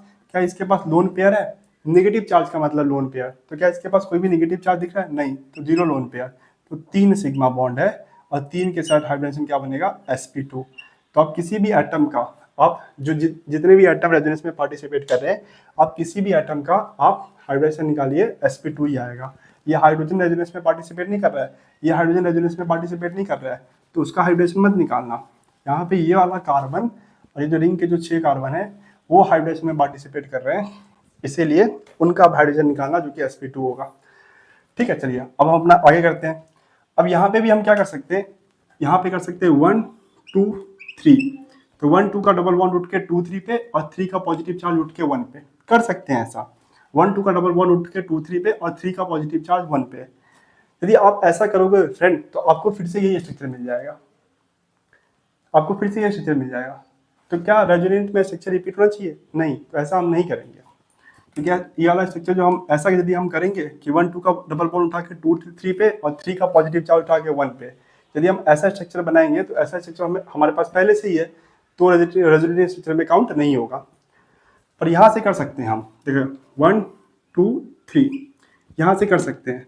1 2 का डबल बॉन्ड उठा के 2 3 पे और 3 का पॉजिटिव चार्ज उठा के 1 पे, 1 2 का डबल बॉन्ड उठा के 2 3 पे और 3 का पॉजिटिव चार्ज उठा के 1 पे। तो बाकी जो जैसा है उसको वैसा ही रहने दीजिए, ठीक है। तो ये हो गया आपका डबल बॉन्ड। तो देखो 1 2 का डबल बॉन्ड उठा के 2 3 पे, 1 2 का डबल बॉन्ड उठा के 2 3 पे और 3 का पॉजिटिव चार्ज उठा के 1 पे। चलिए एक नया स्ट्रक्चर बन गया, ठीक है ना। ऐसा स्ट्रक्चर कहीं पे दिख रहा है आपको? नहीं दिख रहा होगा, आपको दिख रहा होगा सर ये और ये सेम है। नहीं, डबल बॉन्ड का पोजीशन देखिए, यहाँ पे डबल बॉन्ड जो है यहाँ पे है, यहाँ से काउंट करेंगे तो 1 2, पहला डबल यहाँ से काउंट करेंगे तो 1 2 3 4 5, पहला डबल बॉन्ड तीसरे और 5वें पोजीशन पे, यहाँ पे देखो दूसरे पोजीशन पे। तो पोजीशन अलग अलग डबल बॉन्ड की है कि नहीं? दिख रहा होगा आपको सेम, पर डबल बॉन्ड की पोजीशन जो है अलग अलग है। चेक करिए ना, दिख रहा है डबल बॉन्ड की पोजीशन अलग अलग जगह पे दिख रहा है। तो एक और रेजोनेंस स्ट्रक्चर बन गया। चलिए और बनेगा बताइए। क्या और रेजोनेंट स्ट्रक्चर बनेगा? बिल्कुल बनेगा। एक तो यहाँ से बन सकता है 1 2 का डबल बॉन्ड 2 3 पे और 3 का पॉजिटिव चार्ज 1 पे। यदि ऐसा करोगे तो फिर से आपको यही स्ट्रक्चर मिल जाएगा जो कि पहले से ही है। पर जरा देखिए 1 2 3, तो 1 2 का डबल बॉन्ड उठा के 2 3 पे और 3 का पॉजिटिव चार्ज उठा के 1 पे। तो 1 2 का डबल बॉन्ड उठा के 2 3 पे और 3 का पॉजिटिव चार्ज उठा के 1 पे, तो ये रेजोनेटिव स्ट्रक्चर बनेगा। एक और, ठीक है। चलिए, और कोई रेजोनेटिव स्ट्रक्चर बनेगा? नहीं, अब नहीं बनेगा। यदि अब बनाने की कोशिश करेंगे आप, देखो यहां से तो नहीं बनेगा। पॉजिटिव सिंगल सिंगल नहीं, डबल बॉन्ड होना चाहिए। पॉजिटिव के साथ सिंगल, फिर यहाँ पे डबल बॉन्ड होना चाहिए, या double bond single positive charge होना चाहिए। क्या यहाँ पे डबल बॉन्ड है? नहीं, तो इधर से तो नहीं बनेगा। हाँ, पर इस साइड से बन सकता है, पॉजिटिव सिंगल डबल। पर यदि इस साइड से बनाने की कोशिश करोगे तो फिर से यही बन जाएगा जो कि हमारे पास है। तो यहाँ पे 5 ही रेजोनेटिव स्ट्रक्चर बनेगा। अभी कुछ स्टूडेंट सोच रहे होंगे कि सर आपने बोला है कि रेजोनेटिंग स्ट्रक्चर रिपीट नहीं होना चाहिए, पर ये और ये तो मुझे सेम दिख रहा है कि नहीं? कुछ स्टूडेंट बोलेंगे कि ये और ये तो मुझे सेम दिख रहा है। नहीं, डबल बॉन्ड की पोजीशन देखिए, यहाँ पे है, इसमें यहाँ पे है, इसमें यहाँ पे है, इसमें यहाँ पे, इसमें डबल बॉन्ड यहाँ पे और इसमें यहाँ पे और इसमें यहाँ पे। डबल बॉन्ड की पोजीशन चेंज हो रही है ना, तो अलग रेजोनेटिव स्ट्रक्चर है। डबल बॉन्ड की पोजीशन चेंज हो रही है तो अलग रेजोनेटिव स्ट्रक्चर है। कुछ लोग बोलेंगे सर ये और ये सेम है। इसमें भी देखिए डबल बॉन्ड की पोजीशन अलग अलग जगह पे है। तो ये 5 रेजोनेटिव स्ट्रक्चर हमें मिलेगा। इसके बाद यदि हम कुछ भी बनाने की कोशिश करेंगे तो इसमें से कोई एक स्ट्रक्चर जो होगा वो रिपीट होगा, ठीक है। तो इस तरीके से हमें 5 रेजोनेटिव स्ट्रक्चर मिलेंगे। समझ में आया? फिर बताइए। इस तरीके से आपको पहला टाइप ऑफ रेजोनेंस समझ में आ गया होगा। क्या करना है पहले टाइप रेजोनेंस में? आपको डबल बॉन्ड, सिंगल बॉन्ड और वेकेंट ऑर्बिटल ढूंढना है। Double bond, single bond, vacant orbital ढूंढना है। अभी कुछ स्टूडेंट ऐसा याद कर लेते हैं कि डबल बॉन्ड, सिंगल बॉन्ड और positive charge, double bond, single bond, positive charge. पर क्या मैंने ऐसा पढ़ाया है? नहीं, मैंने तो पढ़ाया है डबल बॉन्ड, सिंगल बॉन्ड और वेकेंट ऑर्बिटल। अब कार्बन के केस में क्या हो रहा है कि पॉजिटिव चार्ज का मतलब वेकेंट ऑर्बिटल है, सिर्फ और सिर्फ कार्बन के केस में। और केस में होगा नहीं होगा हमें पता नहीं, हमें इलेक्ट्रॉनिक कॉन्फ़िगरेशन से निकालना पड़ेगा। और क्योंकि ऑर्गेनिक केमिस्ट्री पढ़ रहे हैं इसमें मैक्सिमम क्वेश्चन कार्बन के ही मिलते हैं, तो स्टूडेंट ऐसे याद कर लेते हैं कि double bond, single bond, positive charge, जो कि गलत है। डबल बॉन्ड, सिंगल बॉन्ड और वैकेंट ऑर्बिटल होना चाहिए। अब बहुत सारे ऐसे एग्जांपल देखेंगे जिसमें पॉजिटिव चार्ज तो होगा पर वैकेंट ऑर्बिटल नहीं होगा, इसलिए हाइब्रिडाइजेशन नहीं होगा। और बहुत सारे एग्जांपल आप ऐसे भी देख सकते हैं जहां पे वैकेंट ऑर्बिटल तो है पर पॉजिटिव चार्ज नहीं है। चलिए दिखाई देते हैं। CH2 CH N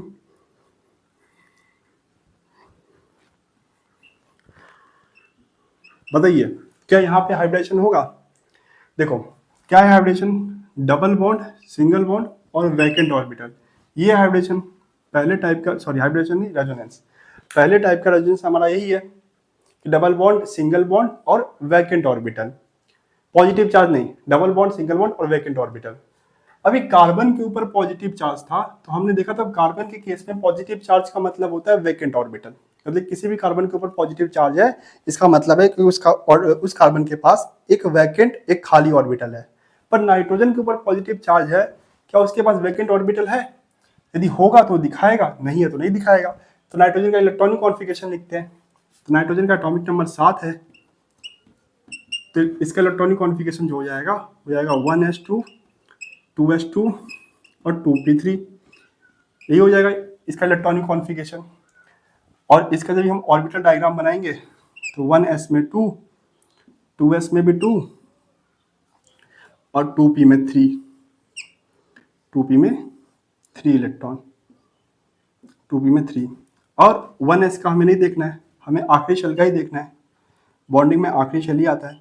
तो कार्बन के पास 3 हाइड्रोजन वाला बॉन्ड है, तो इस अनपेयर इलेक्ट्रॉन का इस्तेमाल करके नाइट्रोजन ने ये वाला बॉन्ड बनाया है, इस अनपेयर इलेक्ट्रॉन का इस्तेमाल करके नाइट्रोजन ने ये बॉन्ड बनाया है, और इस अनपेयर का इलेक्ट्रॉन इस्तेमाल करके नाइट्रोजन ने ये बॉन्ड बनाया है। तो नाइट्रोजन के पास जो 3 बॉन्ड है जो कि हाइड्रोजन के साथ जुड़ा हुआ है, उसमें नाइट्रोजन ने क्या किया है, 3 अनपेयर इलेक्ट्रॉन का इस्तेमाल करके इसने 3 बॉन्ड बनाया है। अभी नाइट्रोजन के ऊपर पॉजिटिव चार्ज क्यों आ रहा है? इसलिए आ रहा है क्योंकि इस बॉन्ड को बनाने के लिए नाइट्रोजन ने अपने दोनों के दोनों इलेक्ट्रॉन दे दिए हैं, जबकि एक बॉन्ड बनाने के लिए दोनों एटम के एक एक इलेक्ट्रॉन आते हैं। यदि ये बॉन्ड बन रहा है तो इस कार्बन का भी एक इलेक्ट्रॉन आना चाहिए और इस नाइट्रोजन का भी एक इलेक्ट्रॉन आना चाहिए। पर इस केस में क्या हुआ है कि नाइट्रोजन ने इस बॉन्ड को बनाने के लिए दोनों के दोनों इलेक्ट्रॉन दे दिए, इसलिए नाइट्रोजन के ऊपर पॉजिटिव चार्ज है। नाइट्रोजन के ऊपर पॉजिटिव चार्ज इसलिए नहीं है कि नाइट्रोजन ने अपने एक इलेक्ट्रॉन लूज कर दिए। यदि एक इलेक्ट्रॉन लूज करता तो यहाँ पे दो ही बॉन्ड बनता, एक हाइड्रोजन के साथ और एक हाइड्रोजन के साथ। पर यदि नाइट्रोजन 3 बॉन्ड बना रहा है तो तीनों अनपेयर इलेक्ट्रॉन का इस्तेमाल करके एक एक बॉन्ड बना रहा है और इस बॉन्ड को बनाने के लिए नाइट्रोजन ने अपने दोनों इलेक्ट्रॉन दे दिए। क्या आपके नाइट्रोजन के आउटर मोस्ट शेल में कोई भी ऑर्बिटल खाली दिख रहा है? नहीं, तो नाइट्रोजन के ऊपर पॉजिटिव चार्ज है। तो जो स्टूडेंट क्या करते हैं, ऐसे याद करते हैं कि डबल बॉन्ड, सिंगल बॉन्ड और पॉजिटिव चार्ज, तो यहाँ पे वो रेजोनेंस दिखा देंगे। कैसे कि देखो 1 2 3, तो 1 2 का डबल बॉन्ड उठ के 2 3 पे और 3 का पॉजिटिव चार्ज जो है 1 पे, ऐसा को दिखा देंगे रेजोनेंस, जो कि गलत हो जाएगा। नाइट्रोजन अपनी जिंदगी में कभी भी 5 बॉन्ड नहीं बनाता है। नाइट्रोजन मैक्सिमम 4 ही बॉन्ड बना सकता है। नाइट्रोजन में कहीं पे भी आपको 5 बॉन्ड दिख रहा है तो गलत है। नाइट्रोजन हमेशा 4 ही बॉन्ड बनाता है। और ऐसा क्यों हुआ? क्योंकि आपने सही से रेजोनेंस का कंडीशन नहीं पढ़ा। रेजोनेंस कंडीशन क्या है? Double bond, single bond, vacant orbital. यहाँ पे नाइट्रोजन के ऊपर पॉजिटिव चार्ज तो था, पर नाइट्रोजन के आउटर मोस्ट शेल में कोई भी ऑर्बिटल नहीं था, इसलिए यहाँ पे रेजोनेंस होगा ही नहीं, ये बॉन्ड बनेगा ही नहीं, ये ऐसा ही रह जाएगा। ये बॉन्ड यहाँ पे रहेगा और यहाँ पे पॉजिटिव चार्ज रह जाएगा। तो आप ऐसा याद मत करना कि डबल बॉन्ड, सिंगल बॉन्ड और पॉजिटिव चार्ज। ये कब होगा? जब कार्बन होगा, तो कार्बन के ऊपर पॉजिटिव चार्ज मतलब वैकेंट ऑर्बिटल। तो हमेशा सही हो, इसकी कोई गारंटी है नहीं। ठीक है, चलिए। हाँ, पर यदि आप ऐसे याद रखते हैं कि डबल बॉन्ड, सिंगल बॉन्ड और वैकेंट ऑर्बिटल, तो ये हमेशा सही होगा। ठीक है। अभी कुछ ऐसे भी एग्जाम्पल होते हैं जिसके ऊपर कोई चार्ज नहीं होगा, जिसके ऊपर कोई चार्ज नहीं होगा पर वैकेंट ऑर्बिटल होगा, तो वहां पे रेजोनेंस हो जाएगा। चलिए दिखाते हैं।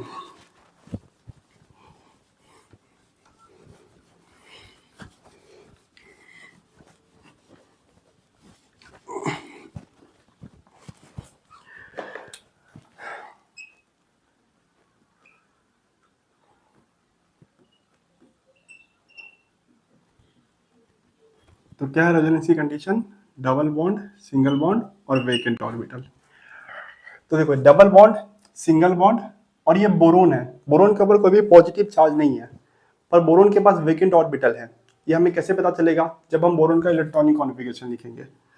तो बोरोन का एटॉमिक नंबर 5 होता है, तो 1s2, 2s2 और 2p1, ये हुआ इसका इलेक्ट्रॉनिक कॉन्फ़िगरेशन। ये तो हुआ ग्राउंड स्टेट। और एक्साइटेड स्टेट इलेक्ट्रॉनिक कॉन्फ़िगरेशन लिखेंगे तो 1s2, 2s1 और 2p2, ये होगा बोरोन का एक्साइटेड स्टेट इलेक्ट्रॉनिक कॉन्फ़िगरेशन।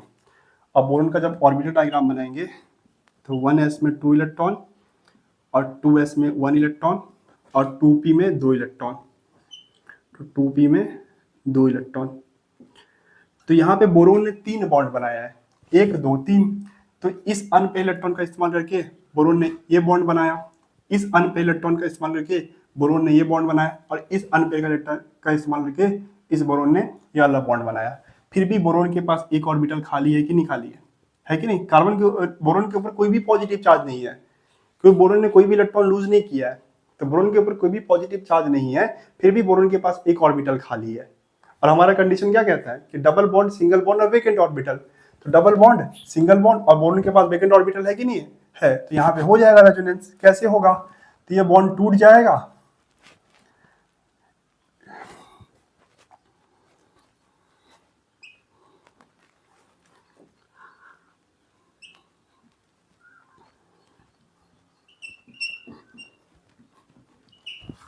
तो देखो कैसे हो जाएगा, ये बॉन्ड टूट जाएगा और इसके ऊपर आ जाएगा नेगेटिव चार्ज और इसके ऊपर आ जाएगा पॉजिटिव चार्ज।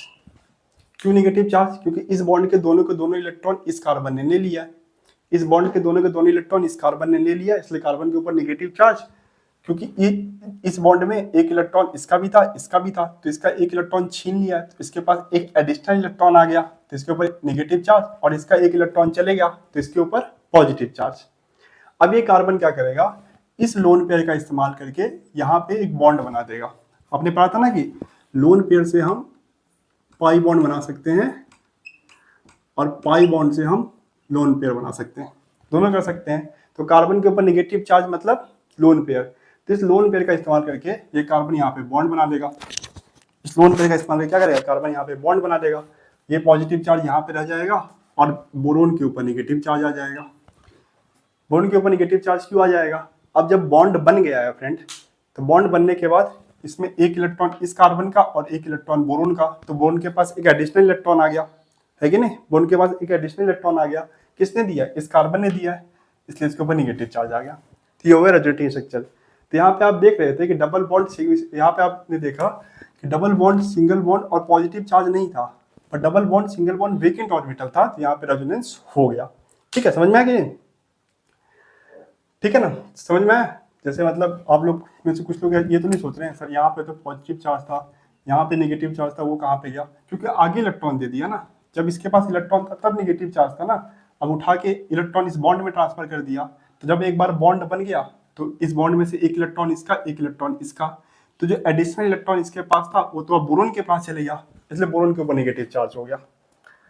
ठीक है ना, एक बार जब बॉन्ड बन जाता है तो दोनों एटम के एक एक इलेक्ट्रॉन होते हैं, तो बोरोन को एक एडिशनल इलेक्ट्रॉन मिला इसलिए नेगेटिव चार्ज, और इसका इलेक्ट्रॉन छीन लिया इस कार्बन ने इसलिए पॉजिटिव चार्ज। तो ये हुआ रेजोनेटिव स्ट्रक्चर। तो आपने ऐसे दो एग्जाम्पल देखे जहाँ पे डबल बॉन्ड, सिंगल बॉन्ड, पहला एग्जाम्पल तो आपने देखा double bond, single bond, positive charge तो था, फिर भी वो रेजोनेंस शो नहीं किया नाइट्रोजन ने, क्योंकि नाइट्रोजन के पास कोई भी वैकेंट ऑर्बिटल नहीं था। और यहाँ पे आपने देखा कि डबल बॉन्ड, सिंगल बॉन्ड, कोई भी पॉजिटिव चार्ज नहीं था, फिर भी यहाँ पे रेजोनेंस दिखाया क्योंकि बोरोन के पास वेकेंट ऑर्बिटल था। तो आप हमेशा ऐसे याद रखना कि double bond, single bond, vacant orbital, double bond, single bond, positive charge, ये सिर्फ और सिर्फ हाइड्रोजन के लिए सही है, और भी एटम के लिए सही हो सकता है जब हम उसका हाइब्रिडाइजेशन निकालेंगे, पर हमेशा सही हो इस बात की कोई गारंटी नहीं है। तो इस तरीके से आज हमने अपना रेजोनेंस का पहला टाइप कवर किया है, जो कि डबल बॉन्ड, सिंगल बॉन्ड और वेकेंट ऑर्बिटल। और भी टाइप होते हैं रेजोनेंस के, जो कि हम नेक्स्ट लेक्चर में कवर करेंगे। तो मिलते हैं नेक्स्ट लेक्चर में, तब तक के लिए